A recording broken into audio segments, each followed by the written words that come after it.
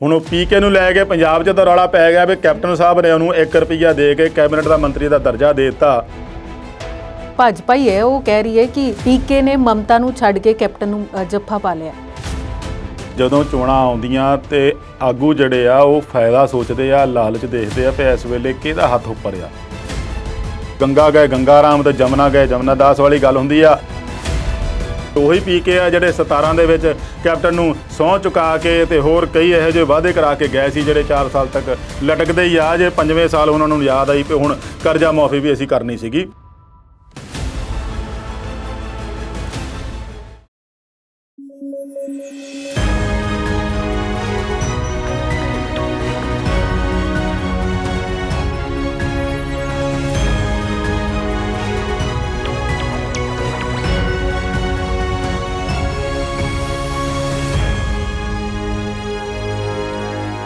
Punjabi national TV ਦੇ ਦਰਸ਼ਕਾਂ ਦਾ ਬਹੁਤ-ਬਹੁਤ ਸਵਾਗਤ, ਪਿਆਰ ਭਰੀ ਸਤਿ ਸ੍ਰੀ ਅਕਾਲ। ਅੱਜ ਦੇ ਵਿਚਾਰ ਚਰਚਾ ਪ੍ਰੋਗਰਾਮ ਜਿਹੜੇ ਮੁੱਦੇ ਵਿਚਾਰਨੇ ਨੇ ਉਹਨਾਂ 'ਚ ਕਿਸਾਨੀ ਅੰਦੋਲਨ ਦੀ ਅਗਲੀ ਰਣਨੀਤੀ, ਪੰਜਾਬ ਬਜਟ ਸੈਸ਼ਨ ਦੇ ਵਿੱਚ ਕੀ ਕੁਝ ਵਾਪਰ ਰਿਹਾ ਹੈ, ਸਾਬਕਾ ਪ੍ਰਧਾਨ ਮੰਤਰੀ ਨੇ ਪ੍ਰਧਾਨ ਮੰਤਰੀ ਮੋਦੀ ਨੂੰ ਕਿਉਂ ਭੰਡਿਆ, ਰਾਹੁਲ ਗਾਂਧੀ ਨੇ ਕਿਹੜੀ ਗਲਤੀ ਮੰਨੀ ਤੇ ਇਸ ਤੋਂ ਇਲਾਵਾ ਕੁਝ ਹੋਰ ਮੁੱਦੇ ਵਿਚਾਰਾਂਗੇ।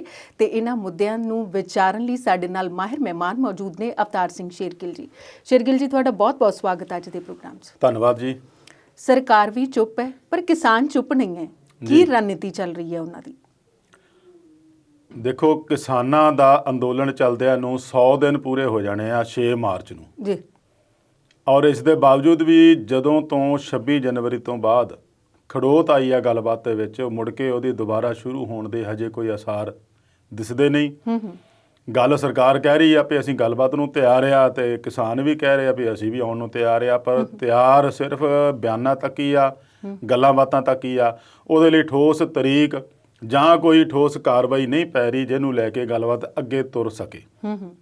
ਗੱਲ ਉੱਥੇ ਹੀ ਅੜੀ ਹੋਈ ਆ ਵੀ ਤੁਸੀਂ ਸਾਡੀ ਜਿਹੜੀ ਤਜਵੀਜ਼ ਆ ਡੇਢ ਸਾਲ ਦੀ ਉਹਨੂੰ ਵਿਚਾਰੋ, ਫਿਰ ਗੱਲਬਾਤ ਲਈ ਸੱਦਾਂਗੇ, ਜਦ ਕਿ ਕਿਸਾਨ ਇਹਨੂੰ ਰੱਦ ਕਰ ਚੁੱਕੇ ਆ।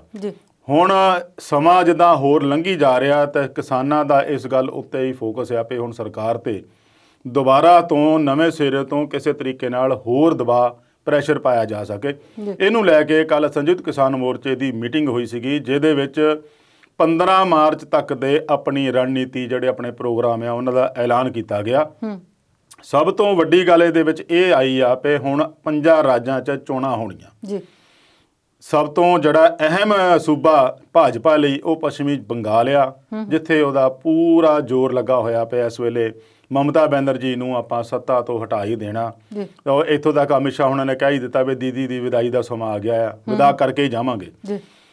ਉੱਥੇ ਵੀ ਪਲੱਸ ਹੋਰਨਾਂ ਰਾਜਾਂ ਦੇ ਵਿੱਚ ਵੀ ਕਿਸਾਨ ਆਗੂਆਂ ਨੇ ਇਹ ਫੈਸਲਾ ਕੀਤਾ ਕਿ ਹੁਣ ਜਿਹੜੇ ਕਿਸਾਨ ਆ ਵਹੀਰਾ ਘੱਤ ਕੇ ਉਹਨਾਂ ਰਾਜਾਂ ਵਿੱਚ ਜਾਣਗੇ, ਜਾ ਕੇ ਉੱਥੇ ਲੋਕਾਂ ਨੂੰ, ਕਿਸਾਨਾਂ ਨੂੰ ਇਸ ਗੱਲ ਦੀ ਅਪੀਲ ਕਰਨਗੇ ਬਈ ਭਾਜਪਾ ਨੂੰ ਵੋਟ ਨਾ ਪਾਈ ਜਾਵੇ।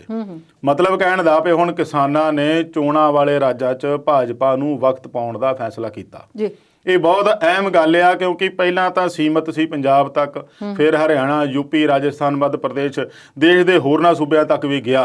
ਹੁਣ ਚੋਣਾਂ ਵਾਲੇ ਰਾਜਾਂ 'ਚ ਜਦੋਂ ਸਰਕਾਰ ਨੂੰ, ਬੀਜੇਪੀ ਨੂੰ ਇਹਨਾਂ ਦਾ ਸਾਹਮਣਾ ਕਰਨਾ ਪਊਗਾ, ਫਿਰ ਉਹਦੇ ਲਈ ਮੁਸ਼ਕਲ ਵਾਲੀ ਸਥਿਤੀ ਬਣ ਸਕਦੀ ਆ।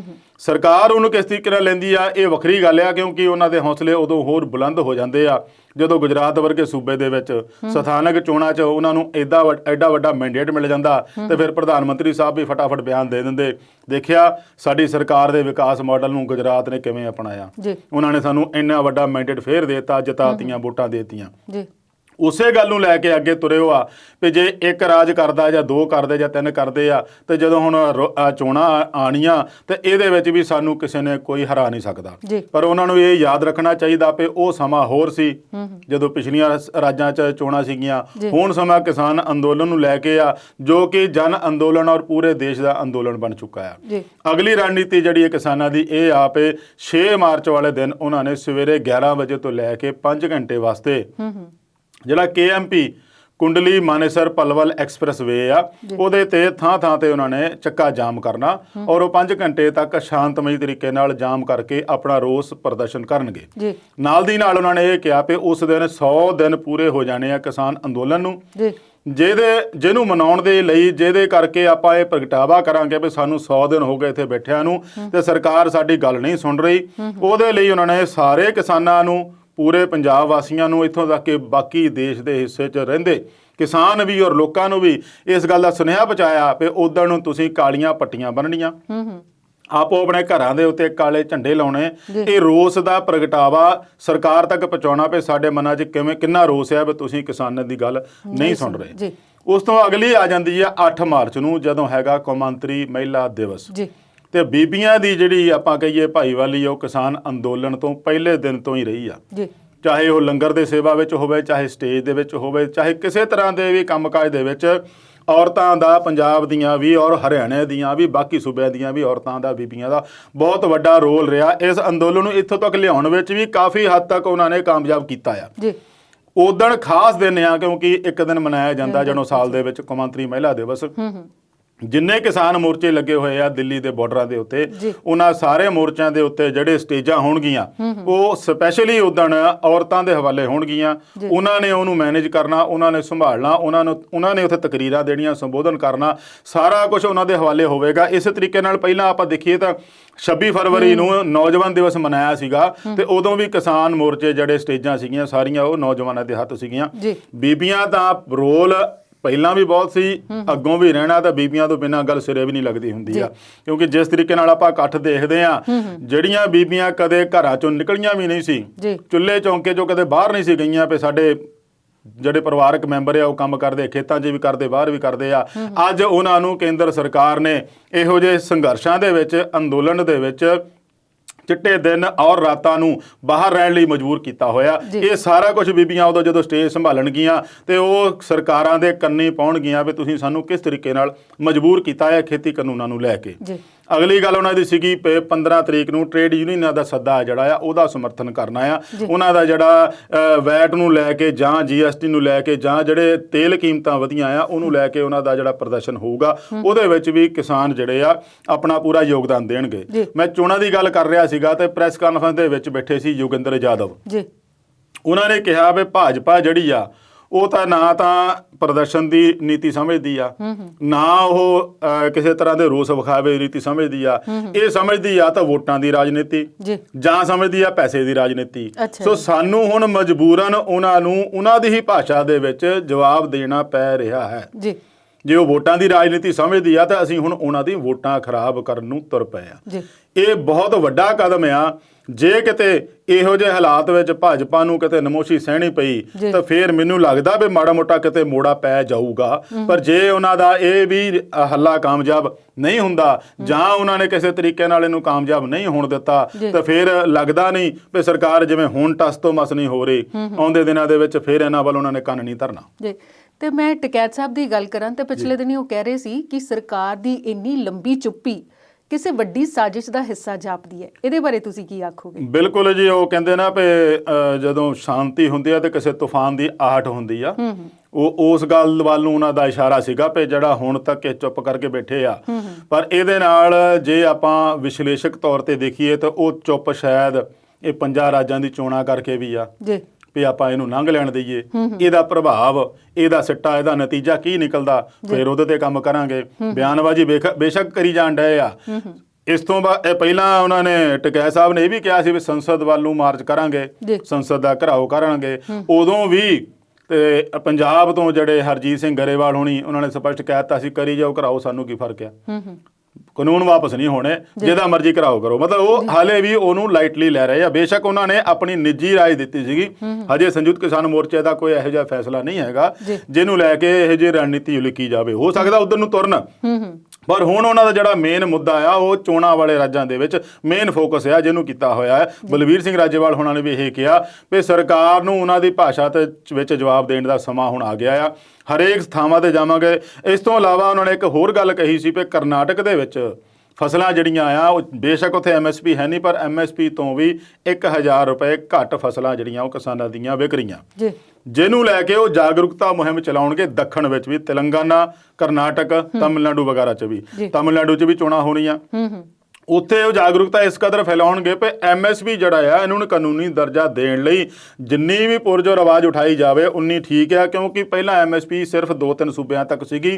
ਹੁਣ ਪੰਜਾਬ ਨੇ ਸਾਰੇ ਦੇਸ਼ ਨੂੰ ਜਗਾਤਾ ਆ ਤੇ ਹਰੇਕ ਸੂਬੇ ਦਾ ਜਿਹੜਾ ਕਿਸਾਨ ਆ ਉਹ ਹੁਣ ਇਹਦੇ ਨੂੰ ਤੁਰ ਪਿਆ ਵੀ ਅਸੀਂ ਤਾਂ ਇੰਨੇ ਚਿਰ ਕਮਲੇ ਰਹੇ ਆ, ਸਾਡੇ ਤੇ ਫਸਲਾਂ ਇਹਨਾਂ ਨੇ ਕੌਡੀਆਂ ਦੇ ਭਾਅ ਖਰੀਦੀਆਂ ਆ, ਹੁਣ ਅਸੀਂ MSP ਲੈ ਕੇ ਰਵਾਂਗੇ। MSP ਨੂੰ ਕਾਨੂੰਨੀ ਦਰਜਾ ਦੇਣ ਲਈ, MSP ਨੂੰ ਕਾਨੂੰਨੀ ਮਾਨਤਾ ਔਰ ਸਰਕਾਰ ਦੇ ਵਿੱਚ ਇਹ ਪੱਕਾ ਕਰਨ ਲਈ ਕਿ MSP ਕਿਸੇ ਹਾਲ 'ਚ ਵੀ ਚਾਹੇ ਕੋਈ ਸਰਕਾਰ ਵੀ ਆਵੇ ਇਹਨੂੰ ਤੋੜ ਨਹੀਂ ਸਕੂਗੀ, ਉਹਨੂੰ ਲੈ ਕੇ ਵੀ ਕਿਸਾਨਾਂ ਨੇ ਇੱਕ ਜਾਗਰੂਕਤਾ ਅਭਿਆਨ ਚਲਾਉਣਾ, ਦੱਖਣ ਤੋਂ ਚੱਲਣਾ। ਟਕੈਤ ਸਾਹਿਬ ਦਾ ਜਿਹੜਾ ਆ ਉਹ ਇੱਕ ਬੇਬਾਕ ਆਗੂ ਆ, ਮੈਂ ਪਹਿਲਾਂ ਵੀ ਦੱਸਿਆ ਕਈ ਵਾਰੀ। ਉਹਨਾਂ ਦਾ ਬਿਆਨ ਬੇਸ਼ੱਕ ਆਪਣੇ ਨਿੱਜੀ ਤੌਰ ਤੇ ਹੁੰਦਾ ਪਰ ਮਤਲਬ ਜ਼ਰੂਰ ਹੁੰਦਾ ਉਹਨਾਂ ਦਾ। ਉਹ ਬਾਅਦ ਦੇ ਵਿੱਚ ਬੇਸ਼ੱਕ ਉਹਨੂੰ ਕਰ ਲੈਂਦੇ ਆ ਵੀ ਨਹੀਂ ਇਹਨੂੰ ਇਸ ਤਰੀਕੇ ਨਾਲ ਨਹੀਂ ਲਿਆ ਗਿਆ, ਇਸ ਤਰੀਕੇ ਨਾਲ ਲੈਣਾ ਚਾਹੀਦਾ ਸੀਗਾ, ਪਰ ਇਹਦੇ ਵਿੱਚ ਇਹੀ ਆ ਵੀ ਜੇ ਸਾਰੇ ਕਿਸਾਨ ਰਲ ਕੇ ਇੱਕ ਦੂਜੇ ਦੀ ਰਾਏ ਨਾਲ ਇਹ ਬਿਆਨ ਦੇਣ ਤੇ ਉਹਦਾ ਪ੍ਰਭਾਵ ਥੋੜਾ ਜਿਹਾ ਹੋਰ ਵਧੀਆ ਤਰੀਕੇ ਨਾਲ ਪੈ ਸਕਦਾ ਜੀ। ਤੇ ਆਪਾਂ ਪੰਜਾਬ ਵੱਲ ਆਵਾਂਗੇ, ਪਰ ਤੁਸੀਂ ਚੋਣਾਂ ਦੀ ਗੱਲ ਕਰ ਰਹੇ ਸੀ ਨਾ, ਮੇਰਾ ਦਿਲ ਕਰਦਾ ਹੈ ਕਿ ਆਪਾਂ ਪੱਛਮੀ ਬੰਗਾਲ ਦੀ ਥੋੜੀ ਸੈਰ ਕਰੀਏ ਵੀ ਉੱਥੇ ਦੇ ਚੋਣ ਮਾਹੌਲ ਜਿਹੜਾ ਹੈ ਪੂਰਾ ਭਖਿਆ ਪਿਆ। ਬਿਲਕੁਲ ਜੀ। ਉੱਥੇ ਕੀ ਚੱਲ ਰਿਹਾ ਇਸ ਵੇਲੇ?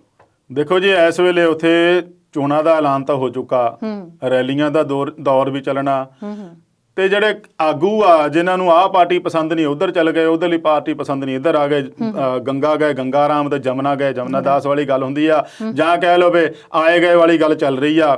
ਇੱਕ ਆਗੂ ਤਾਂ ਹੁਣ ਦੀ ਇੱਕ ਅੱਜ ਦੀ ਘਟਨਾ ਆ, ਉਹ ਪਹਿਲਾਂ TMC ਛੱਡ ਕੇ ਭਾਜਪਾ 'ਚ ਚਲੇ ਗਿਆ, ਮੁੜ ਕੇ ਫੇਰ TMC 'ਚ ਆ ਗਿਆ, ਹੁਣ ਫੇਰ ਕੱਲ ਭਾਜਪਾ ਦੇ ਵਿੱਚ ਚਲੇ ਗਿਆ। ਏਦਾਂ ਦੀਆਂ ਉੱਥੇ ਜਿਹੜੀ ਘਟਨਾਵਾਂ ਆ ਉਹ ਹੁਣ ਇਹਨਾਂ ਦਿਨਾਂ ਦੇ ਵਿੱਚ ਦੇਖਣ ਨੂੰ ਮਿਲ ਰਹੀਆਂ ਜੀ। ਤੇ ਅਵਤਾਰ ਜੀ, ਅਗਲੇ ਮੁੱਦੇ ਨੂੰ ਵਿਚਾਰਾਂਗੇ, ਪਰ ਇਸ ਵੇਲੇ ਲੈਣੇ ਆ ਇੱਕ ਬ੍ਰੇਕ।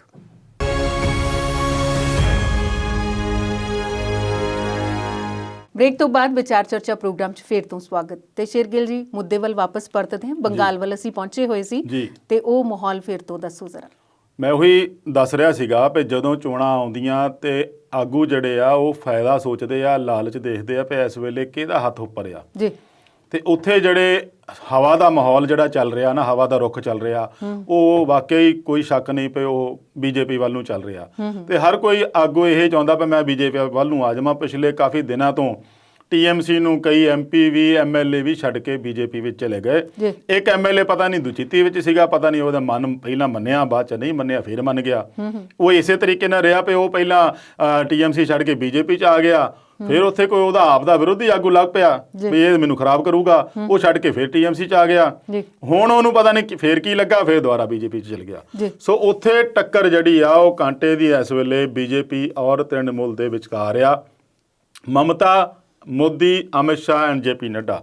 ਦੇਖੋ 50-50 ਰੈਲੀਆਂ ਜਿਹੜੀਆਂ ਆ ਉਹ ਘੱਟੋ ਘੱਟ ਮੋਦੀ ਨੇ ਔਰ ਅਮਿਤ ਸ਼ਾਹ ਨੇ ਕਰਨੀਆਂ, ਇਸ ਦੇ ਨਾਲ JP ਨੱਡਾ ਨੇ ਵੀ ਕਰਨੀਆਂ। ਫਿਰ BJP ਨੇ, ਕੇਂਦਰ ਸਰਕਾਰ ਨੇ ਸਾਰੇ ਮੰਤਰੀ ਉੱਥੇ ਝੋਕ ਦਿੱਤੇ ਆ। ਸਾਰੇ ਸੂਬਿਆਂ ਦੇ ਜਿੱਥੇ BJP ਦੇ ਮੁੱਖ ਮੰਤਰੀ ਆ ਉਹਨਾਂ ਨੂੰ ਵੀ ਉੱਥੇ ਲਗਾ ਦਿੱਤਾ। ਕੱਲ ਯੋਗੀ ਆਦਿੱਤਿਆਨਾਥ ਹੁਣ UP ਦੇ ਮੁੱਖ ਮੰਤਰੀ ਉਹ ਵੀ ਉੱਥੇ ਜਾ ਕੇ ਆਏ, ਰੈਲੀ ਕਰਕੇ ਆਏ ਆ। ਸੋ BJP ਦਾ ਸਾਰਾ ਜ਼ੋਰ ਉੱਥੇ ਲੱਗਾ ਪਿਆ। ਇਸ ਦੌਰਾਨ ਇੱਕ ਤੀਜਾ ਮੋਰਚਾ ਵੀ ਉੱਠ ਖੜਦਾ ਆ, ਜਿਹਦੇ ਵਿੱਚ ISF ਨੂੰ ਲੈ ਕੇ ਸੈਕੂਲਰ ਫਰੰਟ ਆ ਜਿਹੜਾ, ਉਹਨੂੰ ਲੈ ਕੇ ਬਹੁਤ ਰੌਲਾ ਇਹ ਕਾਂਗਰਸ ਦੇ ਵਿੱਚ ਹੀ ਪੈ ਗਿਆ, ਕਿਉਂਕਿ ਕਾਂਗਰਸ ਦੇ ਨਾਲ ਉਹਨਾਂ ਨੇ ਗੱਠਜੋੜ ਕਰਕੇ ਤੇ ਖੱਬੇ ਪੱਖੀ ਜਿਹੜਾ ਤੀਜਾ ਮੋਰਚਾ ਬਣ ਗਿਆ। ਉਸ ਇਕੱਠ ਜਿਹੜਾ ਕੀਤਾ ਸੀ ਉਹਨਾਂ ਨੇ ਬੀਤੇ ਦਿਨੀ, ਉਹਨੂੰ ਲੈ ਕੇ ਲੋਕਾਂ ਨੂੰ ਲੱਗਾ ਸੀਗਾ ਵੀ ਇਹ ਕੁਛ ਰੰਗ ਦਿਖਾਏਗਾ, ਪਰ ਉਹਦੇ ਵਿੱਚ ਇੱਕ ਭਾਈਵਾਲ ਜਿਹੜਾ ਕਾਂਗਰਸ ਦਾ ਆ ਉਹਦੀ ਅੰਦਰੂਨੀ ਫੁੱਟ ਉੱਭਰ ਕੇ ਸਾਹਮਣੇ ਆ ਗਈ ਆ। ਹੁਣ ਆਨੰਦ ਸ਼ਰਮਾ ਹੁਣੀ ਜਿਹੜੇ ਆ ਸੀਨੀਅਰ ਆਗੂ ਆ ਕਾਂਗਰਸ ਦੇ, ਉਹ ਕਹਿੰਦੇ ਵੀ ਸਾਡੀ ਪਾਰਟੀ ਤਾਂ ਹਮੇਸ਼ਾ ਸੈਕੂਲਰ ਰਹੀ ਆ, ਤੇ ਅਸੀਂ ਜਿਹੜੇ ਇਹੋ ਜਿਹੇ ਸੰਪਰਦਾਇਕ ਦੰਗਿਆਂ ਵਾਲੇ ਜਿਹੜੇ ਬੰਦਿਆਂ ਦੇ ਨਾਲ ਭਾਈਵਾਲ ਕਿਵੇਂ ਬਣ ਸਕਦੇ ਆ। ਤੇ ਅਧੀਰ ਰੰਜਨ ਚੌਧਰੀ ਜਿਹੜੇ ਆ ਬੰਗਾਲ ਦੇ ਕਾਂਗਰਸ ਦੇ ਪ੍ਰਧਾਨ ਆ, ਉਹ ਕਹਿੰਦੇ ਪਹਿਲਾਂ ਪੁੱਛ ਵੀ ਲੈਂਦੇ ਵੀ ਗੱਲ ਕੀ ਆ, ਅਸੀਂ ਤਾਂ ਹਾਈ ਕਮਾਂਡ ਤੋਂ ਪੁੱਛ ਕੇ ਸਾਰਾ ਕੁਝ ਕੀਤਾ ਆ। ਉਹ ਟਸਲਬਾਜੀ ਉੱਥੇ ਚੱਲ ਰਹੀ ਆ। ਅਧੀਰ ਰੰਜਨ ਨੇ ਸਾਫ਼ ਕਹਿਤਾ ਵੀ ਤੁਸੀਂ ਆਪਣੇ ਫਿਊਚਰ ਬੌਸ ਨੂੰ ਖੁਸ਼ ਕਰਨ ਲਈ ਇਹੋ ਜਿਹੇ ਬਿਆਨ ਦੇ ਰਹੇ ਆ। ਫਿਊਚਰ ਬੌਸ ਤੋਂ ਭਾਵ ਆ ਵੀ ਉਹ ਜਿੱਧਰ ਨੂੰ ਜਾ ਰਹੀ ਆ ਉਹਨਾਂ ਦੀ ਟਰੈਕ ਜਿਹੜੀ ਫੜੀ ਆ ਉਹਨਾਂ ਨੇ, ਇੱਕ G23 ਦਾ ਗਰੁੱਪ ਬਣਾ ਕੇ, G20 ਦਾ ਹੁੰਦਾ ਵਰਲਡ ਲੈਵਲ ਤੇ ਹੈਗਾ, ਉਹ ਪ੍ਰਧਾਨ ਮੰਤਰੀ ਸਾਹਿਬ ਨੇ ਦੱਸਿਆ ਸੀਗਾ। ਹੁਣ G23 ਵਾਲਾ ਗਰੁੱਪ ਜਿਹੜਾ ਵੱਖਰਾ ਟਰੈਕ ਫੜਿਆ ਹੋਇਆ, ਉਹ ਕਾਂਗਰਸ ਨੂੰ ਕਮਜ਼ੋਰ ਕਰਨ ਦੇ ਵੱਲ ਲੱਗਾ ਸੀਗਾ। ਉਹ ਅਧੀਰ ਰੰਜਨ ਚੌਧਰੀ ਨੇ ਖੁਦ ਕਿਹਾ ਵੀ ਕਾਂਗਰਸ ਨੂੰ ਪਹਿਲਾਂ ਕਮਜ਼ੋਰ ਜਿਹੜੀ ਹੈਗੀ ਆ, ਪਰ ਇਹੋ ਜਿਹੇ ਆਗੂ ਹੋਰ ਕਮਜ਼ੋਰ ਕਰ ਰਹੇ ਆ। ਸੋ ਇਸ ਵੇਲੇ ਜਿਹੜਾ ਉੱਥੇ ਪੂਰੀ ਤਰ੍ਹਾਂ ਸਿਆਸੀ ਮਾਹੌਲ ਵੋਟਾਂ ਦਾ ਭਖਿਆ ਹੋਇਆ ਆ। ਪਰ ਇਹ ਵੀ ਇੱਕ ਅਹਿਮ ਗੱਲ ਆ ਵੀ ਆਮ ਤੌਰ ਤੇ ਉੱਥੇ ਵੋਟਾਂ ਤੋਂ ਕੁਝ ਦਿਨ ਪਹਿਲਾਂ ਜਿਹੜੀਆਂ ਕੇਂਦਰੀ ਸੁਰੱਖਿਆ ਬਲ ਦੀਆਂ ਕੰਪਨੀਆਂ ਜਾਂਦੀਆਂ ਹੁੰਦੀਆਂ। ਜੀ, ਜੀ। ਪਰ ਹੁਣ ਹੋਇਆ ਕੀ ਆ, ਉੱਥੇ ਹਾਲੇ ਵੋਟਾਂ ਜਾ ਕੇ 27 ਮਾਰਚ ਤੋਂ ਸ਼ੁਰੂ ਹੋਣਾ ਆ ਵੋਟਾਂ ਦਾ ਅਮਲ, ਪਰ ਉੱਥੇ 250-300 ਕੰਪਨੀਆਂ ਜਿਹੜੀਆਂ ਕੇਂਦਰੀ ਸੁਰੱਖਿਆ ਬਲ ਦੀਆਂ ਉਹ ਪਹੁੰਚ ਗਈਆਂ। ਮਤਲਬ ਕਹਿਣ ਦਾ ਵੀ ਕੇਂਦਰ ਦਾ ਹੁਣ ਪੂਰਾ ਜ਼ੋਰ ਇਸ ਕਰਕੇ ਲੱਗਾ ਪਿਆ, ਉਹ ਸਾਮ ਦੰਡ ਭੇਦ ਜੋ ਵੀ ਉਹਨਾਂ ਦੇ ਹੱਥ ਆਉਂਦਾ ਆ, ਜਿੱਦਾਂ ਦਾ ਵੀ ਤਰੀਕਾ ਉਹਨਾਂ ਨੂੰ ਵਰਤਣਾ ਲੱਗਦਾ ਆ, ਉਹਨਾਂ ਨੇ ਉਹ ਵਰਤ ਕੇ ਉੱਥੇ ਚੋਣਾਂ ਜਿੱਤਣ ਦੀ ਪੂਰੀ ਕੋਸ਼ਿਸ਼ ਕੀਤੀ ਹੋਈ ਆ। ਤੇ ਮਮਤਾ ਬੈਨਰਜੀ ਨੂੰ ਜਿੱਥੇ ਆਪ ਦੇ ਸਾਥੀਆਂ ਤੋਂ ਹੀ ਵਿਦਰੋਹ ਦਾ ਸਾਹਮਣਾ ਕਰਨਾ ਪੈ ਰਿਹਾ, ਆਪ ਦੇ ਪਾਰਟੀ ਦੇ ਮੈਂਬਰਾਂ ਦਾ ਹੀ ਬਗਾਵਤ ਦਾ ਝੱਲਣਾ ਪੈ ਰਹੀ ਆ ਬਗਾਵਤ ਨੂੰ, ਉੱਥੇ ਉਹ ਇਸ ਵੇਲੇ ਪੂਰੀ ਤਰ੍ਹਾਂ ਡਟੀ ਹੋਈ ਆ। ਤੇ ਨਾਲ ਉਹਦੇ ਕੰਮ ਕਰ ਰਹੇ ਨੇ ਜੀ ਪ੍ਰਸ਼ਾਂਤ ਕਿਸ਼ੋਰ ਜੀ। ਹੁਣ ਉਹ ਪੀਕੇ ਨੂੰ ਲੈ ਕੇ ਪੰਜਾਬ 'ਚ ਤਾਂ ਰੌਲਾ ਪੈ ਗਿਆ ਵੀ ਕੈਪਟਨ ਸਾਹਿਬ ਨੇ ਉਹਨੂੰ 1 ਰੁਪਈਆ ਦੇ ਕੇ ਕੈਬਨਿਟ ਦਾ ਮੰਤਰੀ ਦਾ ਦਰਜਾ ਦੇ ਦਿੱਤਾ, ਵੀ ਉਹੀ ਪੀਕੇ ਆ ਜਿਹੜੇ 17 ਦੇ ਵਿੱਚ ਕੈਪਟਨ ਨੂੰ ਸਹੁੰ ਚੁਕਾ ਕੇ ਤੇ ਹੋਰ ਕਈ ਇਹੋ ਜਿਹੇ ਵਾਅਦੇ ਕਰਾ ਕੇ ਗਏ ਸੀ ਜਿਹੜੇ 4 ਸਾਲ ਤੱਕ ਲਟਕਦੇ ਹੀ ਆ। ਜੇ 5ਵੇਂ ਸਾਲ ਉਹਨਾਂ ਨੂੰ ਯਾਦ ਆਈ ਵੀ ਹੁਣ ਕਰਜ਼ਾ ਮੁਆਫੀ ਵੀ ਅਸੀਂ ਕਰਨੀ ਸੀਗੀ। ਉਹੀ ਪੀਕੇ ਪ੍ਰਸ਼ਾਂਤ ਕਿਸ਼ੋਰ ਨੇ ਆਪਣੇ ਟਵੀਟ ਦੇ ਉੱਤੇ ਜਿੱਦਣ ਇਹ ਐਲਾਨ ਹੁੰਦਾ ਚੋਣਾਂ ਦਾ, ਉਸ ਤੋਂ ਅਗਲੇ ਦਿਨ ਪਾਉਂਦਾ ਟਵੀਟ ਕਰਕੇ ਵੀ ਮੇਰਾ ਇਹ ਟਵੀਟ 2 ਮਈ ਨੂੰ ਚੋਣ ਨਤੀਜਿਆਂ ਦੇ ਆਖਰੀ ਸਮੇਂ ਤੱਕ ਇਹਨੂੰ ਸਾਂਭ ਕੇ ਰੱਖਿਓ ਵੀ ਇੱਥੇ ਜਿਹੜੀ ਆ ਦੀਦੀ ਹੀ ਜਿੱਤੂਗੀ। ਅੱਛਾ ਜੀ, ਇੰਨਾ ਜ਼ੋਰਦਾਰ ਦਾਵਾ ਉਹਦਾ ਜਿਹੜਾ ਟਵਿੱਟਰ ਤੇ ਕੀਤਾ ਗਿਆ ਵੀ ਮਮਤਾ ਦੀ ਹੀ ਸਰਕਾਰ ਬਣੂਗੀ, ਮੇਰਾ ਇਹ ਟਵੀਟ ਜਿਹੜਾ ਆਖਰੀ ਸਮੇਂ ਤੱਕ ਸਾਂਭ ਕੇ ਰੱਖਿਓ। ਵੈਸੇ ਕਿਸੇ ਆਗੂ ਨੇ ਸ਼ੇਰਗਿਲ ਜੀ ਇਹ ਵੀ ਆਖਿਆ ਕਿ ਭਾਜਪਾ ਹੀ ਹੈ, ਉਹ ਕਹਿ ਰਹੀ ਹੈ ਕਿ ਪੀਕੇ ਨੇ ਮਮਤਾ ਨੂੰ ਛੱਡ ਕੇ ਕੈਪਟਨ ਨੂੰ ਜੱਫਾ ਪਾ ਲਿਆ। ਨਹੀਂ, ਹਾਲੇ ਤਾਂ ਕੈਪਟਨ ਨੂੰ ਲੋੜ ਨਹੀਂ ਨਾ, ਉਹਨੂੰ ਹਜੇ ਉਹਨੂੰ ਹਾਇਰ ਕਰ ਲਿਆ। ਇਹਨੂੰ ਇਹ ਹੁੰਦਾ ਨਾ ਵੀ ਕਿਸੇ ਹੋਰ ਸਟੇਟ ਵਾਲੇ ਨੇ ਨਾ ਲੈ ਜਾਣ ਮੁੜ ਕੇ, ਵੀ ਪਹਿਲਾਂ ਹਾਇਰ ਕਰ ਲਿਆ ਸੀਗਾ ਪਹਿਲਾਂ ਵੀ ਨਾਲ ਹੀ ਇਹਨੂੰ। ਇਹਨਾਂ ਨੇ ਆਪਣੀ ਪਾਰਟੀ ਵੀ ਬਣਾਈ ਸੀਗੀ, ਨਿਤਿਸ਼ ਕੁਮਾਰ ਨੇ ਇਹਨਾਂ ਨੂੰ ਆਪਣੀ ਪਾਰਟੀ ਦੇ ਵਿੱਚ ਸੀਨੀਅਰ ਅਹੁਦਾ ਵੀ ਦਿੱਤਾ ਸੀਗਾ, ਉਹ ਵੀ ਛੱਡ ਕੇ ਪਾਰਟੀ ਬਣਾਉਣ ਦਾ ਵੀ ਕੀਤਾ ਸੀ ਕੰਮ, ਉਹ ਵੀ ਨਹੀਂ ਰਹਿ ਗਿਆ। ਇਹਨਾਂ ਦਾ ਕੰਮ ਰਣਨੀਤੀ ਵਾਲਾ ਤਾਂ ਰਣਨੀਤੀ ਵਾਲਾ ਹੀ ਚੱਲੂਗਾ, ਸਿਆਸੀ ਬੰਦੇ ਮੈਨੂੰ ਲੱਗਦਾ ਬਣ ਨਹੀਂ ਸਕਦੇ ਜਿਸ ਹਿਸਾਬ ਨਾਲ ਤੁਰੇ ਹੋ ਆ। ਪਰ ਮਮਤਾ ਦੇ ਨਾਲ ਕਿਉਂਕਿ ਹੁਣ ਚੋਣਾਂ ਦਾ ਮਾਹੌਲ ਹੈ, ਇਸ ਕਰਕੇ ਉੱਥੇ ਇਹਨਾਂ ਨੇ ਮਹੀਨਾ 1.5 ਮਹੀਨਾ ਤਾਂ ਉੱਥੇ ਲਾਉਣਾ ਆ। ਕੈਪਟਨ ਨੂੰ ਲੋੜ ਪੈਣੀ ਆ 6 ਮਹੀਨਿਆਂ ਬਾਅਦ, ਕਿਉਂਕਿ ਆਪਣੇ ਇਲੈਕਸ਼ਨ ਅਜੇ ਹੁਣੇ ਜਾ ਕੇ ਜਨਵਰੀ ਫਰਵਰੀ ਦੇ ਵਿੱਚ ਮਾਰਚ ਤੱਕ ਇਹਦਾ ਮੁਕੰਮਲ ਹੁੰਦਾ ਚੋਣ ਪ੍ਰਕਿਰਿਆ ਦਾ ਕੰਮ, ਉਦੋਂ ਤੱਕ ਲੋੜ ਪੈਣੀ ਆ। ਉਦੋਂ ਤੱਕ ਇਹਦੇ ਲਈ ਹੋਰ ਉਹਨੇ ਬਥੇਰੇ ਵਾਅਦੇ ਕਰ ਦੇਣੇ ਆ। ਉਹ ਬੰਦਾ ਇੰਨਾ ਕੁ ਦਿਮਾਗੀ ਤੌਰ ਤੇ ਸਿਆਸਤ ਨੂੰ ਘੋਖ ਲੈਂਦਾ ਆ ਵੀ ਕਿਹੜੇ ਸਮੇਂ ਦੇ ਵਿੱਚ ਕਿਹੜਾ ਪੱਤਾ ਖੇਡਿਆ ਜਾਵੇ, ਕਿਹੜੇ ਸਮੇਂ ਦੇ ਵਿੱਚ ਧਰਮ ਦਾ ਪੱਤਾ ਉਡਾਇਆ ਜਾਵੇ, ਕਿਹੜੇ ਸਮੇਂ ਦੇ ਵਿੱਚ ਕਿੱਦਾਂ ਦਾ ਦ੍ਰਿਸ਼ ਪੇਸ਼ ਕੀਤਾ ਜਾਵੇ ਲੋਕਾਂ ਦੇ ਮੂਹਰੇ ਵੀ ਲੋਕ ਵਧੋ ਵਧੀ ਇੱਧਰ ਨੂੰ ਝੁਕਣ ਪਏ, ਹਾਂ ਵੀ ਇਹ ਪਾਰਟੀ ਸਹੀ ਆ। ਉਹੀ ਕੰਮ ਉਹਨੇ ਹੁਣ ਪੱਛਮੀ ਬੰਗਾਲ ਦੇ ਵਿੱਚ ਮਮਤਾ ਲਈ ਕਰਨਾ ਆ। ਔਰ ਉਹਦੇ ਨਾਲ ਇੱਕ ਗੱਲ ਹੋਰ ਵੀ ਜੁੜੀ ਆ ਵੀ ਜਿਹੜੇ ਰਾਜ ਦੇ ਵਿੱਚ ਉਹਨੇ ਕੰਮ ਕੀਤਾ, ਜਿਹੜੀ ਪਾਰਟੀ ਲਈ ਉਹਨੇ ਕੰਮ ਕੀਤਾ, ਉਸ ਪਾਰਟੀ ਦੀ ਜਿੱਤ ਹਮੇਸ਼ਾ ਹੀ ਹੋਈ ਆ। ਸਟਾਰਟਿੰਗ ਪੁਆਇੰਟ 'ਚ ਜਦੋਂ ਇਹ ਨਸ਼ਰ ਹੋਇਆ ਸੀ, ਉਹ ਹੋਇਆ ਸੀ ਨਿਤਿਸ਼ ਕੁਮਾਰ ਤੋਂ। ਪਹਿਲਾਂ ਕਿਸੇ ਨੂੰ ਸੀ ਪਤਾ ਪੀਕੇ ਕਹਿੰਦੇ ਸੀਗੇ ਵੀ ਕੋਈ ਪੀਕੇ ਹੈਗਾ ਆ। ਜਦੋਂ ਉਹਨੂੰ ਜਿੱਤ ਦਵਾ ਕੇ ਫੇਰ ਬਾਅਦ 'ਚ ਬਾਹਰ ਆਇਆ ਸੀਗਾ ਵੀ ਇਹ ਬੰਦਾ ਪ੍ਰਸ਼ਾਂਤ ਕਿਸ਼ੋਰ ਆ, ਪੀਕੇ ਨਹੀਂ ਹੈਗਾ। ਮਤਲਬ ਕਈਓ ਪੀਕੇ ਦੂਜਾ ਮਤਲਬ ਹੀ ਲੈ ਲੈਂਦੇ, ਉਹ ਫਿਰ ਆਮਿਰ ਖਾਨ ਦੀ ਫਿਲਮ ਵੱਲ ਨੂੰ ਚੱਲ ਜਾਂਦੇ ਨਾ ਵੀ ਪੀਕੇ ਆ, ਵੀ ਹਾਂ ਵੀ ਪੀਕੇ ਹੀ ਆਇਆ ਆ, ਨਾ ਪੀਕੇ ਨਹੀਂ ਰੱਖਦੇ, ਉਹ ਪੀਕੇ ਸ਼ਬਦ ਵਰਤ ਲੈਂਦੇ ਆ। ਪਰ ਇਹ 'ਚ ਕੋਈ ਡਾਊਟ ਨਹੀਂ ਪਏ ਉਹ ਬੰਦਾ ਦਿਮਾਗੀ ਤੌਰ ਤੇ ਬਹੁਤ ਵੈਲ ਡਿਵੈਲਪਡ ਆ। ਇਸ ਗੱਲ ਨੂੰ ਲੈ ਕੇ ਬੜਾ ਵਧੀਆ ਰਣਨੀਤੀ ਘੜਦਾ ਪਾਰਟੀਆਂ ਲਈ। ਮੋਦੀ ਸਾਹਿਬ ਨੇ ਵੀ ਉਹਨੂੰ 2014 ਚ ਵਰਤਿਆ ਸੀਗਾ ਜਦੋਂ ਇਲੈਕਸ਼ਨ ਲੋਕ ਸਭਾ ਜਿੱਤੀ ਸੀਗੀ। ਉਸ ਤੋਂ ਬਾਅਦ ਹੋਰਨਾਂ ਸੂਬਿਆਂ ਦੇ ਵਿੱਚ ਵੀ ਉਹ ਆਪਣਾ ਕੰਮ ਰੰਗ ਦਿਖਾ ਚੁੱਕਾ ਆ। ਸੋ ਮਮਤਾ ਬੈਨਰਜੀ ਦੇ ਨਾਲ ਪ੍ਰਸ਼ਾਂਤ ਕਿਸ਼ੋਰ ਆ, ਔਰ ਉਹਦਾ ਇਦਾਂ ਦਾਅਵਾ ਕਰਨਾ ਇਹ ਵੀ ਕਈ ਤਰ੍ਹਾਂ ਦੇ ਸ਼ੰਕੇ ਪੈਦਾ ਕਰਦਾ ਵੀ ਕੀ ਵਾਕਈ ਬੀਜੇਪੀ ਜਿਹੜਾ ਜ਼ੋਰ ਲੱਗਾ ਹੋਇਆ ਉੱਥੇ ਉਹ ਸੰਨ ਲਾ ਸਕੇਗੀ ਜਾਂ ਉੱਥੇ ਮਮਤਾ ਦਾ ਤਖਤਾ ਪਲਟ ਸਕੇਗੀ। ਇਹ ਤਾਂ ਆਉਣ ਵਾਲੇ ਸਮੇਂ ਦੀ ਗੱਲ ਹੈ ਜੀ। ਤੇ ਅਵਤਾਰ ਜੀ, ਉਸ ਮੁੱਦੇ ਵੱਲ ਆਉਂਦੇ ਹਾਂ ਜਿਹਦੇ ਬਾਰੇ ਹੁਣ ਚਰਚਾ ਚੱਲ ਰਹੀ ਹੈ। ਰਾਹੁਲ ਗਾਂਧੀ ਨੇ ਕੋਈ ਗਲਤੀ ਮੰਨੀ ਹੈ, ਉਹਨੇ ਭਲਾ ਕਿਹੜੀ ਗਲਤੀ ਮੰਨੀ ਹੈ ਇਸ ਵੇਲੇ? ਦੇਖੋ, ਆਪਾਂ ਜੇ ਰਾਹੁਲ ਗਾਂਧੀ ਨੂੰ ਪ੍ਰੌੜ ਸਿਆਸਤਦਾਨ ਤਾਂ ਨਹੀਂ ਮੰਨਦੇ ਆ, ਉਹਨੂੰ ਬੇਅਕਲੀ ਦਾ ਸਬੂਤ ਕਈ ਵਾਰੀ ਦੇ ਚੁੱਕਾ। ਕਈ ਵਾਰੀ ਇਹੋ ਜਿਹੇ ਬਿਆਨ ਵੀ ਦੇ ਜਾਂਦਾ ਜਿਹਦਾ ਰੌਲਾ ਇੰਨਾ ਕੁ ਪੈ ਜਾਂਦਾ ਕਿ ਮੁੜ ਕੇ ਉਹਦੀ ਪਾਰਟੀ ਉਹਨੂੰ ਸਾਂਭਦੀ ਫਿਰਦੀ ਆ, ਉਹਦੇ ਲਈ ਸਪਸ਼ਟੀਕਰਨ ਦਿੰਦੀ ਫਿਰਦੀ ਆ ਵੀ ਨਹੀਂ ਇਹਨੂੰ ਇੱਦਾਂ ਨਹੀਂ ਇੱਦਾਂ ਲਿਆ ਜਾਣਾ ਚਾਹੀਦਾ ਸੀਗਾ। ਹੁਣ ਉਹਨੇ ਕਰਨਾਲ ਦੇ ਵਿੱਚ ਵਰਚੁਅਲ ਕਾਨਫਰੰਸ ਸੀਗੀ ਪ੍ਰੋਫੈਸਰ ਬਾਸੂ ਦੇ ਨਾਲ, ਯੂਨੀਵਰਸਿਟੀ ਦੀ ਸੰਸਥਾ ਆ, ਤੇ ਉਹਦੇ ਨਾਲ ਗੱਲਬਾਤ ਦੌਰਾਨ ਉਹਨੇ ਉਸ ਐਮਰਜੈਂਸੀ ਵਾਲੇ ਆਪਣੀ ਦਾਦੀ ਇੰਦਰਾ ਗਾਂਧੀ ਦੇ ਫੈਸਲੇ ਨੂੰ ਗਲਤ ਠਹਿਰਾਇਆ ਵੀ ਉਹ ਫੈਸਲਾ ਸਹੀ ਨਹੀਂ ਸੀਗੀ। ਨਾਲ ਦੀ ਨਾਲ ਉਹਨਾਂ ਨੇ ਇਹਨੂੰ ਅੱਜ ਦੇ ਸੰਦਰਭ 'ਚ ਲਿਆ ਆ। ਆਪਾਂ ਇਹ ਵੀ ਨਹੀਂ ਕਹਿ ਸਕਦੇ ਵੀ ਸਪਸ਼ਟ ਤੌਰ ਤੇ ਉਹਨੂੰ ਗਲਤ ਠਹਿਰਾ ਦਿੱਤਾ। ਉਹਨਾਂ ਨੇ ਅੱਜ ਦੇ ਸੰਦਰਭ ਨੂੰ ਨਾਲ ਜੋੜ ਕੇ ਕਿਹਾ ਵੀ ਉਹ ਦੌਰ ਹੋਰ ਸੀਗਾ ਤੇ ਅੱਜ ਦਾ ਦੌਰ ਹੋ ਰਿਹਾ, ਇਸ ਸੰਦਰਭ ਦੇ ਵਿੱਚ ਉਹ ਫੈਸਲਾ ਜਿਹੜਾ ਉਹ ਸਹੀ ਨਹੀਂ ਸੀਗਾ। ਉਹਨਾਂ ਨੇ ਅੱਜ ਦੇ ਦੌਰ ਦੀ ਗੱਲ ਕਰਦਿਆਂ ਕਿਹਾ ਵੀ ਅੱਜ ਲੋਕਤੰਤਰ ਦਾ ਪੂਰੀ ਤਰ੍ਹਾਂ ਨਾਲ ਕਤਲ ਹੋ ਰਿਹਾ। ਲੋਕ ਸਭਾ ਦੇ ਵਿੱਚ ਸਾਨੂੰ ਵਿਰੋਧੀ ਧਿਰ ਨੂੰ ਬੋਲਣ ਨਹੀਂ ਦਿੱਤਾ ਜਾ ਰਿਹਾ, ਮਾਈਕ ਬੰਦ ਕਰ ਦਿੱਤੇ ਜਾ ਰਹੇ ਆ, ਜਿਹੜੀਆਂ ਸਰਕਾਰੀ ਸੰਸਥਾਵਾਂ ਆ ਉਹਨਾਂ ਦਾ ਇਸ ਤਰੀਕੇ ਨਾਲ ਘਾਣ ਹੋ ਰਿਹਾ ਵੀ ਉਹਦੀ ਦੁਰਵਰਤੋਂ ਸਿਰੇ ਦੀ ਹੋ ਰਹੀ ਆ ਜੋ ਕੇਂਦਰ ਸਰਕਾਰ ਕਰ ਰਹੀ ਆ।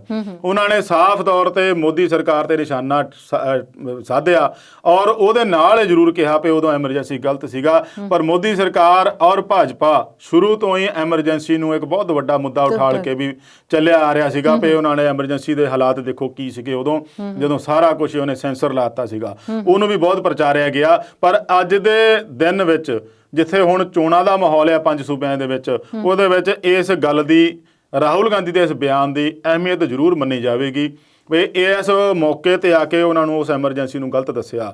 ਨਾਲ ਦੀ ਨਾਲ ਉਹਨੇ ਇਹ ਵੀ ਕਿਹਾ ਵੀ ਸਾਡੀਆਂ ਸਰਕਾਰਾਂ ਵੀ ਸੀਗੀਆਂ ਪਰ ਅਸੀਂ ਕਦੇ ਲੋਕਤੰਤਰ ਦਾ ਘਾਣ ਨਹੀਂ ਸੀ ਕੀਤਾ। ਸਾਡੀ ਪਾਰਟੀ ਜਿਹੜੀ ਆ ਉਹ ਰਚਨਾਤਮਕ ਢੰਗ ਨਾਲ ਲੋਕਤੰਤਰ ਤਰੀਕੇ ਨਾਲ ਕੰਮ ਕਰਦੀ ਸੀਗੀ ਔਰ ਨਾਲ ਉਹਨੇ ਆਪਣੀ ਪਾਰਟੀ ਦੇ ਉੱਠ ਰਹੇ ਬਗਾਵਤੀ ਸੁਰਾਂ ਬਾਰੇ ਵੀ ਵਿੱਚ ਇੱਕ ਸੰਕੇਤ ਦਿੱਤਾ ਜਿਹਦੇ ਵਿੱਚ ਉਹਨੇ ਕਿਹਾ ਵੀ ਜੇ ਢਾਂਚੇਗਤ ਚੋਣਾਂ ਦੀ ਗੱਲ ਮੈਂ ਕੀਤੀ ਸੀਗੀ ਤਾਂ ਉਹ ਮੈਂ ਹੀ ਸੀਗਾ।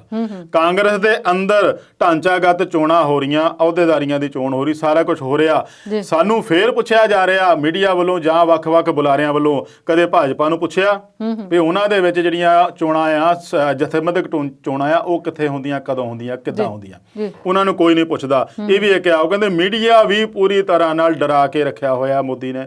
ਬੜਾ ਲੰਬਾ ਚੌੜਾ ਉਹਨਾਂ ਨੇ ਉਹਦੇ ਭਾਸ਼ਣ ਦਿੱਤਾ, ਮੀਡੀਆ ਨੂੰ ਵੀ ਡਰਾ ਕੇ ਰੱਖਿਆ, ਸੰਸਥਾਵਾਂ ਦਾ ਦੁਰਵਰਤੋਂ ਕਰਦਿਆਂ ਪੂਰੀ ਤਰ੍ਹਾਂ ਆਪਣੇ ਕੰਟਰੋਲ 'ਚ ਕੀਤੀਆਂ, ਇੱਥੋਂ ਤੱਕ ਕਿ ਉਹਨੇ ਅਦਾਲਤਾਂ ਦਾ ਵੀ ਕਹਿਤਾ ਬਈ ਅਦਾਲਤਾਂ ਵੀ ਸਰਕਾਰ ਨੇ ਆਪਣੇ ਕੰਟਰੋਲ 'ਚ ਕੀਤੀਆਂ ਹੋਈਆਂ। ਇਹਦਾ ਜ਼ਿਕਰ ਉਹਨੇ ਇੱਕ ਉਦਾਹਰਨ ਦੇ ਤੌਰ ਤੇ ਵੀ ਦਿੱਤਾ ਵੀ ਮੈਂ ਮਿਸਰ ਗਿਆ ਸੀਗਾ, ਉੱਥੇ ਇੱਕ ਸਿਆਸੀ ਸਮਾਰੋਹ ਸੀ, ਸਿਆਸੀ ਸਮਾਗਮ ਸੀਗਾ ਜਿਹਦੇ ਵਿੱਚ ਜੱਜ ਵੀ ਆ ਕੇ ਬੈਠੇ ਸੀਗੇ।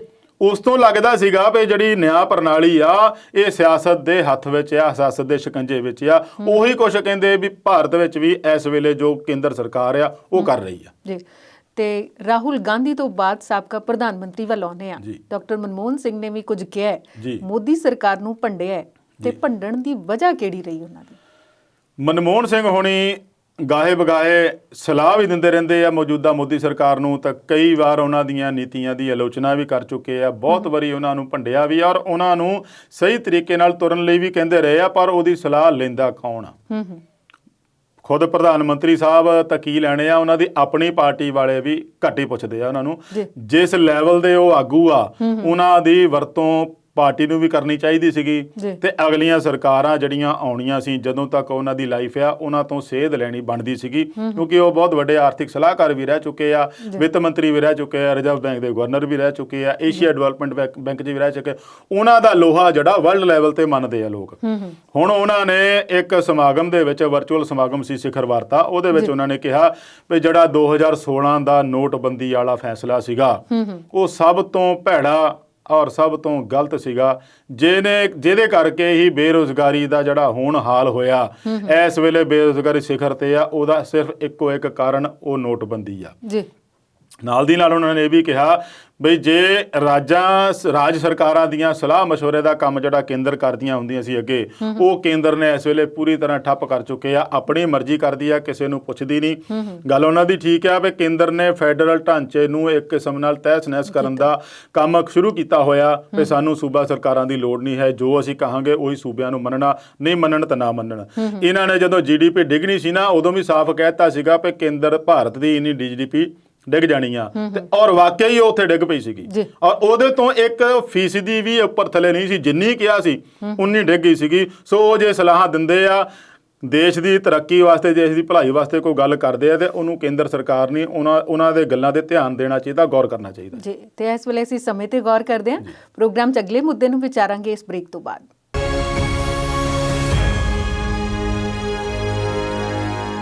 ਬ੍ਰੇਕ ਤੋਂ ਬਾਅਦ ਵਿਚਾਰ ਚਰਚਾ ਪ੍ਰੋਗਰਾਮ 'ਚ ਮੁੜ ਤੋਂ ਸਵਾਗਤ। ਤੇ ਅਵਤਾਰ ਜੀ, ਉਸ ਮੁੱਦੇ ਵੱਲ ਆਉਂਦੇ ਆ ਜਿਹਦੀ ਬੜੀ ਲੋੜ ਹੈ ਇਸ ਵੇਲੇ ਸਾਨੂੰ ਗੱਲ ਕਰਨ ਦੀ। ਪੰਜਾਬ ਦਾ ਬਜਟ ਸੈਸ਼ਨ ਚੱਲ ਰਿਹਾ ਹੈ, ਦੂਜੇ ਦਿਨ ਦੀ ਕਾਰਵਾਈ 'ਚ ਭਲਾ ਕੀ ਕਾਰਵਾਈ ਪਾਈ ਸਾਡੇ ਮੈਂਬਰਾਂ ਨੇ? ਦੇਖੋ, ਵਿਧਾਨ ਸਭਾ ਦਾ ਸੈਸ਼ਨ ਹੋਵੇ, ਲੋਕ ਸਭਾ ਦਾ ਹੋਵੇ, ਰਾਜ ਸਭਾ ਦਾ ਹੋਵੇ, ਇਹ ਸੈਸ਼ਨ ਤਾਂ ਹੀ ਬੁਲਾਏ ਜਾਂਦੇ ਆ ਕਿ ਜਿਨ੍ਹਾਂ ਇਲਾਕਿਆਂ 'ਚੋਂ ਲੋਕਾਂ ਦੇ ਪ੍ਰਤੀਨਿਧ ਚੁਣ ਕੇ ਆਉਂਦੇ ਆ, ਉਹ ਉਹਨਾਂ ਇਲਾਕਿਆਂ ਦੀਆਂ ਲੋਕਾਂ ਦੀਆਂ ਮੁਸ਼ਕਲਾਂ ਨੂੰ ਸਰਕਾਰ ਤੱਕ ਪਹੁੰਚਾਉਣ ਉੱਤੇ ਗੱਲ ਕਰਨ, ਉਹਨਾਂ ਦਾ ਮਸਲੇ ਦਾ ਹੱਲ ਕਰਨ, ਜਾਂ ਉੱਥੇ ਕੋਈ ਨਵੇਂ ਪ੍ਰੋਜੈਕਟ ਲਿਆਉਣ, ਕੋਈ ਕਮੀ ਪੇਸ਼ੀ ਆ ਉਹਨੂੰ ਦੂਰ ਕਰਨ।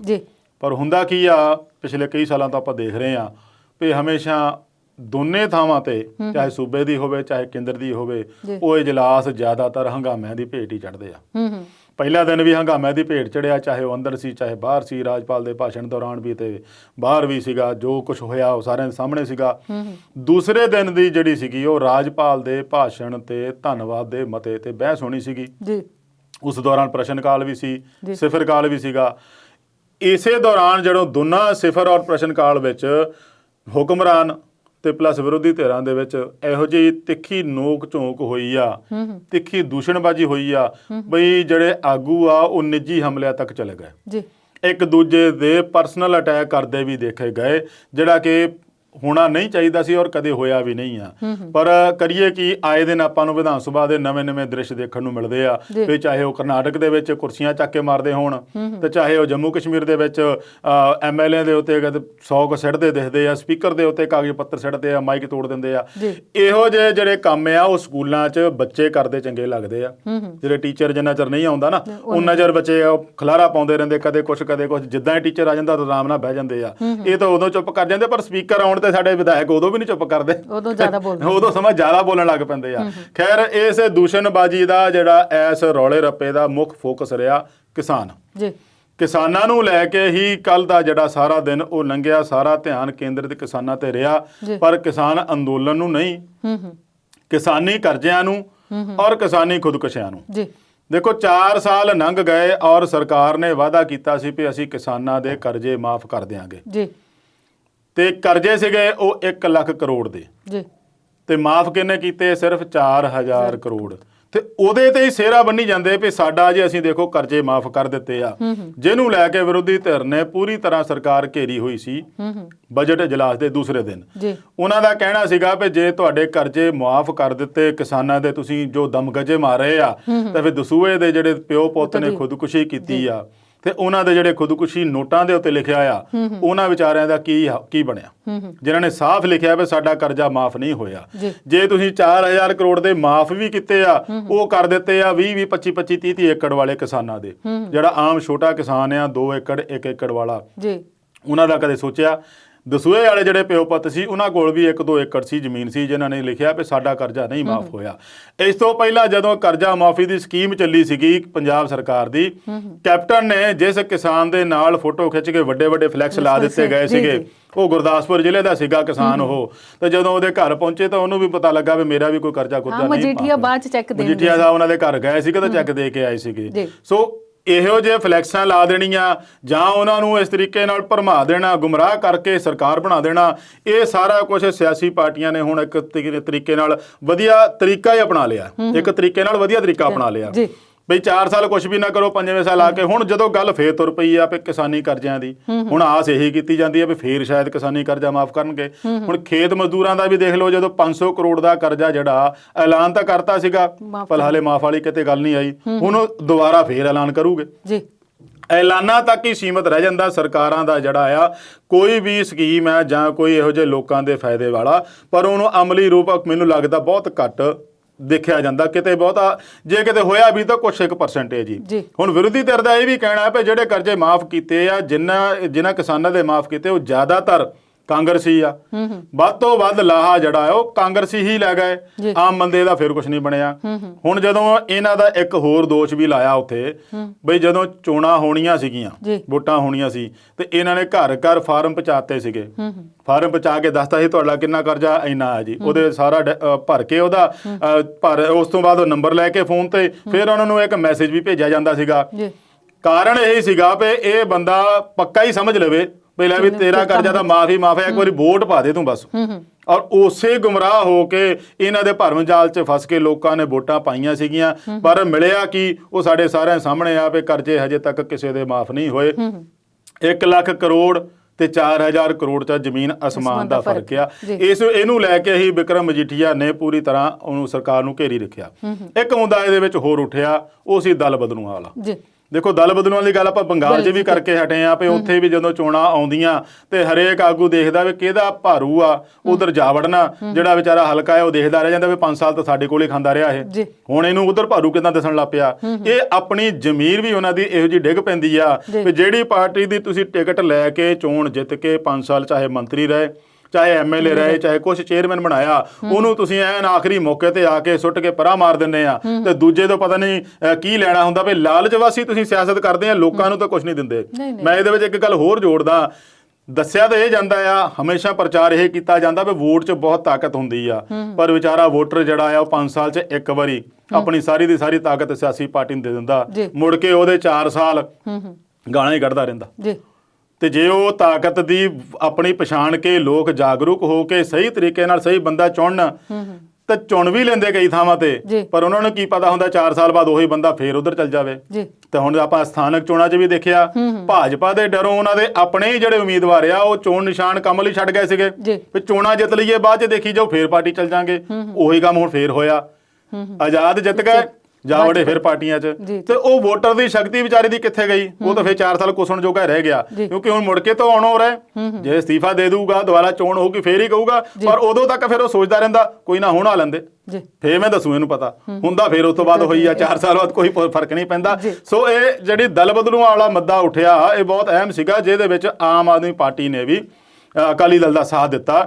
ਜ਼ਿਆਦਾਤਰ ਆਮ ਆਦਮੀ ਪਾਰਟੀ ਦੇ ਹੀ ਸੀ ਆਗੂ ਜਿਹੜੇ ਆਪ ਵਾਲਿਆਂ ਤੋਂ ਗੁੱਸੇ ਹੋ ਕੇ ਅਸਤੀਫਾ ਦੇ ਕੇ ਬੈਠੇ ਸੀਗੇ। ਉਹਦੇ ਵਿੱਚ ਵੀ 1-2 ਆਗੂ ਕਾਂਗਰਸ ਚਲੇ ਗਏ, ਮੁੜ ਕੇ ਫੇਰ ਵਾਪਸ ਆ ਗਏ। ਹੁਣ ਇੰਨੇ ਲੰਬੇ ਸਮੇਂ ਤੋਂ 3-4 ਸਾਲ ਤੋਂ ਸਪੀਕਰ ਦੇ ਕੋਲ ਅਸਤੀਫੇ ਪਏ ਆ। ਉਹਨਾਂ ਵਿੱਚ ਸੁਖਪਾਲ ਖਹਿਰੇ ਦਾ ਵੀ ਹੈਗਾ, ਜਗਦੇਵ ਕਮਾਲੂ ਦਾ ਵੀ ਸੀਗਾ, ਨਾਜਰ ਸਿੰਘ ਮਾਨਸ਼ਾਹੀਆ ਦਾ ਸੀਗਾ, ਕਈ ਆਗੂਆਂ ਦੇ ਸੀਗੇ। ਉਹਨਾਂ ਫੈਸਲਾ ਕਰਨਾ ਚਾਹੀਦਾ ਸੀਗਾ ਤਾਂ ਕਿ ਉਹਨਾਂ ਨੂੰ ਪਤਾ ਲੱਗੇ ਵੀ ਜੇ ਇਸ ਪਾਰਟੀ ਤੋਂ ਜਿੱਤ ਕੇ ਆਏ ਉਹਨਾਂ ਨੂੰ ਛੱਡ ਕੇ ਸਾਨੂੰ ਕੀ ਖਮਿਆਜਾ ਭੁਗਤਣਾ ਪਿਆ, ਦੁਬਾਰਾ ਮੈਦਾਨ 'ਚ ਜਾਂਦੇ। ਜਿਸ ਪਾਰਟੀ ਨੂੰ ਉਹਨਾਂ ਨੇ ਚੰਗਾ ਸਮਝਿਆ ਉਹਨੂੰ ਲੈ ਕੇ ਉਹਦੇ ਰਾਹੀਂ ਟਿਕਟ ਲੈ ਕੇ ਫੇਰ ਮੈਦਾਨ 'ਚ ਜਾ ਕੇ ਫੇਰ ਜਿੱਤ ਕੇ ਆਉਂਦੇ। ਫੇਰ ਸਵਾਲ ਫੇਰ ਬਣਦਾ, ਕਾਨੂੰਨ ਵੀ ਬਣਿਆ ਹੋਇਆ ਐਂਟੀ ਡਿਫੈਕਸ਼ਨ ਲਾਅ, ਪਰ ਲਾਗੂ ਕਿੱਥੇ ਹੁੰਦਾ? ਐਂਟੀ ਡਿਫੈਕਸ਼ਨ ਲਾਅ ਸਾਰੇ ਦੇਸ਼ ਵਿੱਚ ਹੀ ਆ, ਪਰ ਆਪਾਂ ਦੇਖਦੇ ਹਾਂ ਜਦੋਂ ਸਰਕਾਰਾਂ ਬਣਨ 'ਚ ਆਉਂਦੀਆਂ ਤੇ ਉਹ ਪਾਰਟੀਆਂ ਵਿਚਾਰੇ ਆਪਣੇ ਐਮਐਲਏ ਨੂੰ ਘੁਮਾਉਂਦੀਆਂ ਫਿਰਦੀਆਂ ਰਹਿੰਦੀਆਂ ਵੀ ਯਾਰ ਕਿਤੇ ਭੱਜ ਨਾ ਜਾਣ ਇਹ। ਤੇ ਜੇ ਐਂਟੀ ਡਿਫੈਕਸ਼ਨ ਲਾਅ ਪੂਰੀ ਤਰ੍ਹਾਂ ਲਾਗੂ ਹੁੰਦਾ ਹੋਵੇ ਤਾਂ ਪਾਰਟੀ ਚੁੱਪ ਕਰਕੇ ਬਹਿ ਜਾਏ। ਜਿੱਥੋਂ ਇਹ ਬੰਦਾ ਗਿਆ ਦੂਜੀ ਪਾਰਟੀ 'ਚ ਅਸਤੀਫਾ ਦਿੱਤਾ, ਨਾਲ ਦੀ ਨਾਲ ਉਹਦੀ ਮੈਮਰੀ ਖਤਮ ਹੋਵੇ, ਅਗਲੀ ਵਾਰ ਨਵੇਂ ਸਿਰੇ ਤੋਂ ਚੋਣ ਲੜ ਕੇ ਆਵੇ ਤੇ ਫਿਰ ਉਹਨੂੰ ਪਤਾ ਲੱਗੇ ਮੈਂ ਕਿੰਨੇ ਪਾਣੀ 'ਚ ਆ। ਪਰ ਇਹੋ ਜਿਹਾ ਹੋਇਆ ਨਹੀਂ ਪੰਜਾਬ ਦੇ ਵਿੱਚ। ਆਪਾਂ ਦੇਖਦੇ ਆਏ 4 ਸਾਲਾਂ ਤੋਂ ਸਾਰੇ ਦੇ ਅਸਤੀਫੇ ਉਦਾਂ ਹੀ ਪੈਂਡਿੰਗ ਪਏ ਆ, ਪਾਰਟੀਆਂ 'ਚ ਜਾ ਕੇ ਮੁੜ ਕੇ ਵੀ ਆ ਗਏ ਆ। ਹੁਣ ਉਹ ਕਹਿ ਰਹੇ ਦੇਖੋ ਮੈਂ ਤਾਂ ਗਿਆ ਸੀ ਫਿਰ ਮੁੜ ਕੇ ਆ ਗਿਆ, ਤੇ ਹੁਣ ਮੈਂ ਆਪਣੀ ਪੇਰੈਂਟ ਪਾਰਟੀ 'ਚ ਫਿਰ ਆ ਗਿਆ। ਤੇ ਉਹਨੇ ਸਮੇਂ ਦੌਰਾਨ ਉਹਨਾਂ ਨੇ ਵੋਟਰਾਂ ਨੂੰ ਤਾਂ ਧੋਖਾ ਦਿੱਤਾ ਨਾ। ਜਿਹੜੇ ਵੋਟਰਾਂ ਨੇ ਉਹਨਾਂ ਨੂੰ ਵੋਟਾਂ ਪਾ ਕੇ ਪਹੁੰਚਾਇਆ ਸੀਗਾ, ਉਹਨਾਂ ਨੇ ਪਾਰਟੀ ਨੂੰ ਦੇਖ ਕੇ ਵੋਟਾਂ ਵੀ ਪਾਈਆਂ ਸੀ, ਪਲੱਸ ਉਸ ਬੰਦੇ ਦੇ ਕਿਰਦਾਰ ਨੂੰ ਦੇਖ ਕੇ ਵੀ, ਉਹਦੇ ਆਪਣੇ ਅਸਰ ਰਸੂਖ ਨੂੰ ਦੇਖ ਕੇ ਪਾਈਆਂ ਸੀਗੀਆਂ। ਉਹ ਤਿੰਨੇ ਹੀ ਤੋੜ ਦਿੰਦੇ ਆ। ਤਿੰਨੇ ਚੀਜ਼ਾਂ ਉਹ ਵੋਟਰਾਂ ਦੇ ਮਨਾਂ ਦੇ ਵਿੱਚ ਖਤਮ ਕਰ ਦਿੰਦੇ ਆ ਵੀ ਤੁਸੀਂ ਕੌਣ ਸੀਗੇ, ਵੋਟਾਂ ਦਿੱਤੀਆਂ ਅਸੀਂ ਬਣ ਗਏ, ਹੁਣ ਕੋਈ ਫਰਕ ਨਹੀਂ ਪੈਂਦਾ। ਸੋ ਇਸ ਗੱਲ ਨੂੰ ਲੈ ਕੇ ਵੀ ਉੱਥੇ ਰੌਲਾ ਪਿਆ ਵੀ ਇਹਦੇ ਲਈ ਸਖਤ ਕਾਨੂੰਨ ਬਣੇ ਤਾਂ ਕਿ ਦੁਬਾਰਾ ਇਹਦੇ ਵਿੱਚ ਕੋਈ ਇਹੋ ਜਿਹੀ ਹਿੰਮਤ ਨਾ ਕਰੇ ਪਾਰਟੀ ਛੱਡਣ ਦੀ। ਛੇਤੀ ਕਿਤੇ ਪਾਰਟੀ ਛੱਡਦਾ ਵੀ ਆ ਤਾਂ ਉਸੇ ਵੇਲੇ ਉਹਦੀ ਮੈਮਰੀ ਖਤਮ ਕਰੋ। ਚੋਣਾਂ 3 ਮਹੀਨਿਆਂ 'ਚ ਹੋਣੀਆਂ ਹੁੰਦੀਆਂ, 90 ਦਿਨਾਂ 'ਚ ਉਹ ਚੋਣਾਂ ਦਾ ਐਲਾਨ ਕਰੋ। ਨਵੇਂ ਸਿਰੇ ਤੋਂ ਬਣ ਕੇ ਆਵੇ, ਫਿਰ ਉਹਦੀ ਆਪਣੀ ਕਿਸਮਤ ਆ, ਦੁਬਾਰਾ ਬਣ ਜਾਊਗਾ ਠੀਕ ਆ, ਨਹੀਂ ਬਣੂਗਾ ਤਾਂ ਫਿਰ ਹੈਗਾ ਹੀ ਆ ਜੀ। ਸਿਆਸਤ ਵੈਸੇ ਮੈਨੂੰ ਲੱਗਦਾ ਕਿ ਮੌਕਾ ਪ੍ਰਸਤੀ ਦਾ ਹੀ ਨਾਮ ਹੈ, ਬਹੁਤ ਜ਼ਿਆਦਾ ਮੌਕਾ ਪ੍ਰਸਤੀ ਹੈ, ਬਹੁਤ ਜ਼ਿਆਦਾ। ਬਿਲਕੁਲ ਚਲੋ ਸਿਆਸਤ ਵੱਲ ਹੀ ਰਹਿੰਦੇ ਆ, ਹੋਣਾ ਨਹੀਂ ਚਾਹੀਦਾ। ਮੈਂ ਤਾਂ ਹੀ ਦੱਸਿਆ ਵੀ ਵੋਟਰਾਂ ਦੀ ਵੋਟ ਦੀ ਤਾਕਤ ਮੰਨੀ ਜਾਂਦੀ ਆ, ਬਹੁਤ ਵੱਡੀ ਆ, ਪਰ ਤਾਕਤ ਹੁੰਦੀ ਸਿਰਫ 5 ਸਾਲ ਬਾਅਦ ਇੱਕ ਵਾਰੀ। ਤੇ ਉਹ ਵਿਚਾਰਾ ਫਿਰ ਇਹੋ ਜਿਹੇ ਭਰਮ ਜਾਲ 'ਚ ਫਸ ਜਾਂਦਾ, ਕਿਸੇ ਦੇ ਲਾਲਚ ਵਸ ਆ ਜਾਂਦਾ, ਜਾਂ ਕੋਈ ਉਹਨੂੰ ਭਰਮਾ ਲੈਂਦਾ, ਲਾਲਚ ਦੇ ਦਿੰਦਾ, ਕਈ ਤਰ੍ਹਾਂ ਦੇ ਦਿਖਾਵੇ ਦਿਖਾਲ ਦਿੰਦਾ, ਉਹਦੇ ਵਿੱਚ ਫਸ ਕੇ ਫਿਰ ਉਹ ਵੋਟ ਦੀ ਸ਼ਕਤੀ ਆਪਣੀ ਇਹਨਾਂ ਪਾਰਟੀ ਆਗੂਆਂ ਦੇ ਹੱਥਾਂ 'ਚ ਦਿੰਦਾ, ਮੁੜ ਕੇ 4 ਸਾਲ ਫਿਰ ਹੱਥੇ ਮਲਦਾ ਰਹਿੰਦਾ ਵਿਚਾਰਾ। ਤੇ ਇਸ ਵੇਲੇ ਬਜਟ ਸੈਸ਼ਨ ਚੱਲ ਰਿਹਾ ਤੇ ਆਮ ਲੋਕਾਂ ਨੂੰ ਕੁਝ ਰਾਹਤ ਮਿਲਣ ਦੀ ਆਸ ਲੱਗਦੀ ਹੈ ਤੁਹਾਨੂੰ? ਦੇਖੋ, ਬਜਟ ਸੈਸ਼ਨ ਦੇ ਵਿੱਚ ਬਜਟ ਪੇਸ਼ ਕੀਤਾ ਜਾਣਾ ਹੈ ਔਰ ਕੈਪਟਨ ਸਰਕਾਰ ਦਾ ਇਹ ਆਖਰੀ ਬਜਟ ਆ। ਇਸ ਤੋਂ ਬਾਅਦ ਇਲੈਕਸ਼ਨ ਆ ਜਾਣੀਆਂ, ਉਹ ਤਾਂ ਫਿਰ ਅੰਤਰਿਮ ਹੁੰਦਾ ਆ, ਫੁੱਲ ਫਲੈਜ ਬਜਟ ਨਹੀਂ ਪੇਸ਼ ਕੀਤਾ ਜਾ ਸਕਦਾ। ਇਸ ਬਜਟ ਤੋਂ ਇਸ ਕਰਕੇ ਵੀ ਆਸ ਆ ਕਿਉਂਕਿ ਕਿਸਾਨੀ ਅੰਦੋਲਨ ਚੱਲ ਰਿਹਾ। ਇਸ ਬਜਟ ਤੋਂ ਇਸ ਕਰਕੇ ਵੀ ਆਸ ਹੈ ਕਿਉਂਕਿ ਕੈਪਟਨ ਦਾ ਆਖਰੀ ਸਾਲ ਆ। 4 ਸਾਲ ਬੇਸ਼ੱਕ ਉਹਨੇ ਜਿੰਨੇ ਮਰਜ਼ੀ ਟੈਕਸ ਲਾਏ ਹੋਣ, ਜਿੰਨੇ ਮਰਜ਼ੀ ਉਹਨੇ ਵੈਟ ਕਰ ਲਏ, ਜੋ ਮਰਜ਼ੀ ਲਾਤੇ ਹੋਣੇ, ਪਰ ਮੈਨੂੰ ਨਹੀਂ ਲੱਗਦਾ ਵੀ ਇਸ ਸਾਲ ਦੇ ਵਿੱਚ ਟੈਕਸ ਲਾ ਕੇ ਤਾਂ ਆਪਣੇ ਸਹੇੜੂਗਾ ਇੱਕ ਹੋਰ ਮੁਸੀਬਤ। ਕਿਉਂਕਿ ਉਹਦਾ ਰੌਲਾ ਤਾਂ ਅੱਗੇ ਪੈ ਰਿਹਾ ਵੀ 4 ਸਾਲ ਦੇ ਵਿੱਚ ਤੁਸੀਂ ਜਿਹੜੀ ਕਾਰਗੁਜ਼ਾਰੀ ਕੋਈ ਕੀਤੀ ਆ ਉਹਦਾ ਸਾਨੂੰ ਦੱਸੋ। ਇਹਨੂੰ ਲੈ ਕੇ ਹੀ ਅਕਾਲੀ ਦਲ ਨੇ ਉੱਥੇ ਰੈਲੀ ਕੀਤੀ ਸੀ, ਪੰਜਾਬ ਮੰਗਦਾ ਜਵਾਬ। ਬੇਸ਼ੱਕ ਉਹਨਾਂ ਤੋਂ 10 ਸਾਲ ਕਿਸੇ ਨੇ ਮੰਗਿਆ ਜਾਂ ਨਹੀਂ ਮੰਗਿਆ ਉਹ ਬਾਅਦ ਦੀ ਗੱਲ ਆ, ਇਹ ਆਪਣੇ 4 ਸਾਲਾਂ 'ਚ ਜ਼ਰੂਰ ਮੰਗਣ ਆ ਗਏ ਕੈਪਟਨ ਸਾਹਿਬ ਤੋਂ। ਪਰ ਹਰੇਕ ਪਾਰਟੀ ਐਂ ਕਰਦੀ ਆ, ਆਪਣਾ ਜਵਾਬ ਭੁੱਲ ਜਾਂਦੀ ਆ, ਅਸੀਂ ਵੀ ਕਿਸੇ ਨੂੰ ਦੇਣਾ ਸੀਗਾ ਤੇ ਅਗਲੇ ਦਾ ਜਵਾਬ ਜ਼ਰੂਰ ਮੰਗਦੀ ਆ। ਪਰ ਜੋ ਚੋਣ ਮੈਨੀਫੈਸਟੋ ਬਣਦੀਆਂ ਨਾ ਪਾਰਟੀ ਦੀਆਂ, ਉਹਨਾਂ ਨੂੰ ਕਾਨੂੰਨੀ ਦਰਜਾ ਦਿੱਤਾ ਜਾਣਾ ਜ਼ਰੂਰੀ ਆ ਔਰ ਇਹਦੀ ਮੰਗ ਵੀ ਜ਼ੋਰਦਾਰ ਉੱਠ ਰਹੀ ਆ ਤਾਂ ਕਿ ਉਹ ਪਾਰਟੀ ਉਹਦੇ ਪਾਬੰਦ ਰਵੇ ਵੀ ਮੈਂ ਆਹ ਵਾਅਦੇ ਕੀਤੇ ਆ ਤਾਂ ਮੈਂ ਆਪਣੇ ਕਾਰਜਕਾਲ ਦੇ ਵਿੱਚ ਇਹਨੂੰ ਪੂਰੇ ਕਰਨੇ ਆ। ਜੀ ਤੇ ਅਵਤਾਰ ਜੀ, ਅਗਲੇ ਮੁੱਦੇ ਨੂੰ ਵਿਚਾਰਾਂਗੇ ਪਰ ਇਸ ਵੇਲੇ ਲੈਣੇ ਆ ਬ੍ਰੇਕ।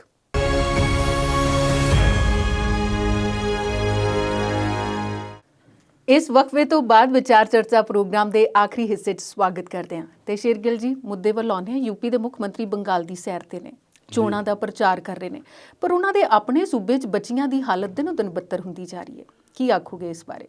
ਬਿਲਕੁਲ ਪਰਮਿੰਦਰ ਜੀ, ਇਹ ਕੋਈ ਨਵੀਂ ਗੱਲ ਨਹੀਂ ਹੈ। ਯੂਪੀ ਦੇ ਵਿੱਚ ਜੀ ਆਏ ਦਿਨ ਆਪਾਂ ਜੇ ਲਗਾਤਾਰ ਪਿਛਲੇ 1-2 ਸਾਲ ਦੇ ਵਿੱਚ ਨਜ਼ਰ ਮਾਰੀਏ ਤਾਂ ਇਹੋ ਜਿਹੀਆਂ ਘਟਨਾਵਾਂ ਬਹੁਤ ਦੇਖਣ ਨੂੰ ਮਿਲਦੀਆਂ। ਇਹ ਹਾਥਰਸ ਹੀ ਸੀਗਾ ਜਿੱਥੇ ਇੱਕ ਲੜਕੀ ਨਾਲ ਜੋ ਕੁਝ ਹੋਇਆ ਸੀ, ਕਾਂਡ ਵਾਪਰਿਆ ਸੀਗਾ, ਔਰ ਉਸ ਤੋਂ ਬਾਅਦ ਉਸ ਲੜਕੀ ਦਾ ਸੰਸਕਾਰ ਰਾਤੋਂ ਰਾਤ ਕਰਤਾ ਸੀ, ਪਰਿਵਾਰ ਵਾਲਿਆਂ ਨੂੰ ਵੀ ਨਹੀਂ ਸੱਦਿਆ ਗਿਆ ਸੀਗਾ, ਬਹੁਤ ਬਵਾਲ ਮਚਿਆ ਸੀਗਾ। ਪਰ ਉਹਦੇ ਤੋਂ ਬਾਅਦ ਵੀ ਇਹ ਸਿਲਸਿਲਾ ਵੈਸੇ ਹੀ ਜਾਰੀ ਆ, ਥੰਮਣ ਦਾ ਨਾਂ ਨਹੀਂ ਲੈ ਰਿਹਾ। ਤੇ ਤੁਹਾਡੇ ਕਹਿਣ ਮੁਤਾਬਕ ਆਦਿੱਤਿਆਨਾਥ ਯੋਗੀ ਜੀ ਬੰਗਾਲ ਦੇ ਵਿੱਚ ਪ੍ਰਚਾਰ ਕਰ ਰਹੇ ਆ ਕਿ ਅਸੀਂ ਪੱਛਮੀ ਬੰਗਾਲ ਨੂੰ ਯੂਪੀ ਵਰਗਾ ਬਣਾ ਦੇਵਾਂਗੇ। ਜੀ ਹੁਣ ਹੱਦ ਹੋ ਗਈ, ਯੂਪੀ ਵਰਗਾ ਕਿੱਦਾਂ ਬਣਾਉਂਗੇ? ਤੇ ਜੋ ਕੁਝ ਯੂਪੀ 'ਚ ਹੋ ਰਿਹਾ ਉਹੀ ਬੰਗਾਲ 'ਚ ਕਰਾਉਂਗੇ। ਇਹ ਵੀ ਇੱਕ ਸੋਚਣ ਵਾਲੀ ਗੱਲ ਆ। ਬੇਸ਼ੱਕ ਉਹਨਾਂ ਨੇ ਉਸ ਲਹਿਜੇ 'ਚ ਨਾ ਕਿਹਾ ਹੋਵੇ, ਪਰ ਜਿਹੜਾ ਸੋਚਣ ਵਾਲਾ ਬੰਦਾ ਆ, ਜੋ ਕੁਝ ਉੱਥੇ ਘਟਨਾਵਾਂ ਵਾਪਰਦੀਆਂ, ਜਿੱਦਾਂ ਦੀਆਂ ਘਟਨਾਵਾਂ ਵਾਪਰ ਰਹੀਆਂ, ਦਿਲ ਕੰਬਾਊ ਔਰ ਹੌਲਨਾਕ ਘਟਨਾਵਾਂ ਆ, ਉਹਨਾਂ ਨੂੰ ਦੇਖ ਕੇ ਹਰੇਕ ਬੰਦੇ ਦੇ ਮਨ 'ਚ ਇੱਕ ਗੱਲ ਤਾਂ ਜ਼ਰੂਰ ਆਊਗੀ ਨੇ ਪਏ ਹੋਊਗੀ, ਯੋਗੀ ਸਾਹਿਬ ਸਾਡਾ ਬੰਗਾਲ ਬੰਗਾਲ ਵਰਗਾ ਹੀ ਰਹਿਣ ਦਿਓ, ਯੂਪੀ ਵਰਗਾ ਨਾ ਹੀ ਬਣਾਓ, ਚੰਗਾ ਆ। ਸੋ ਉੱਥੇ ਜਿਹੜੀ ਕਾਨੂੰਨ ਦੀ, ਲਾਅ ਐਂਡ ਆਰਡਰ ਦੀ ਸਥਿਤੀ ਬਹੁਤ ਵੱਧ ਤੋਂ ਬੱਤਰ ਹੋਈ ਆ।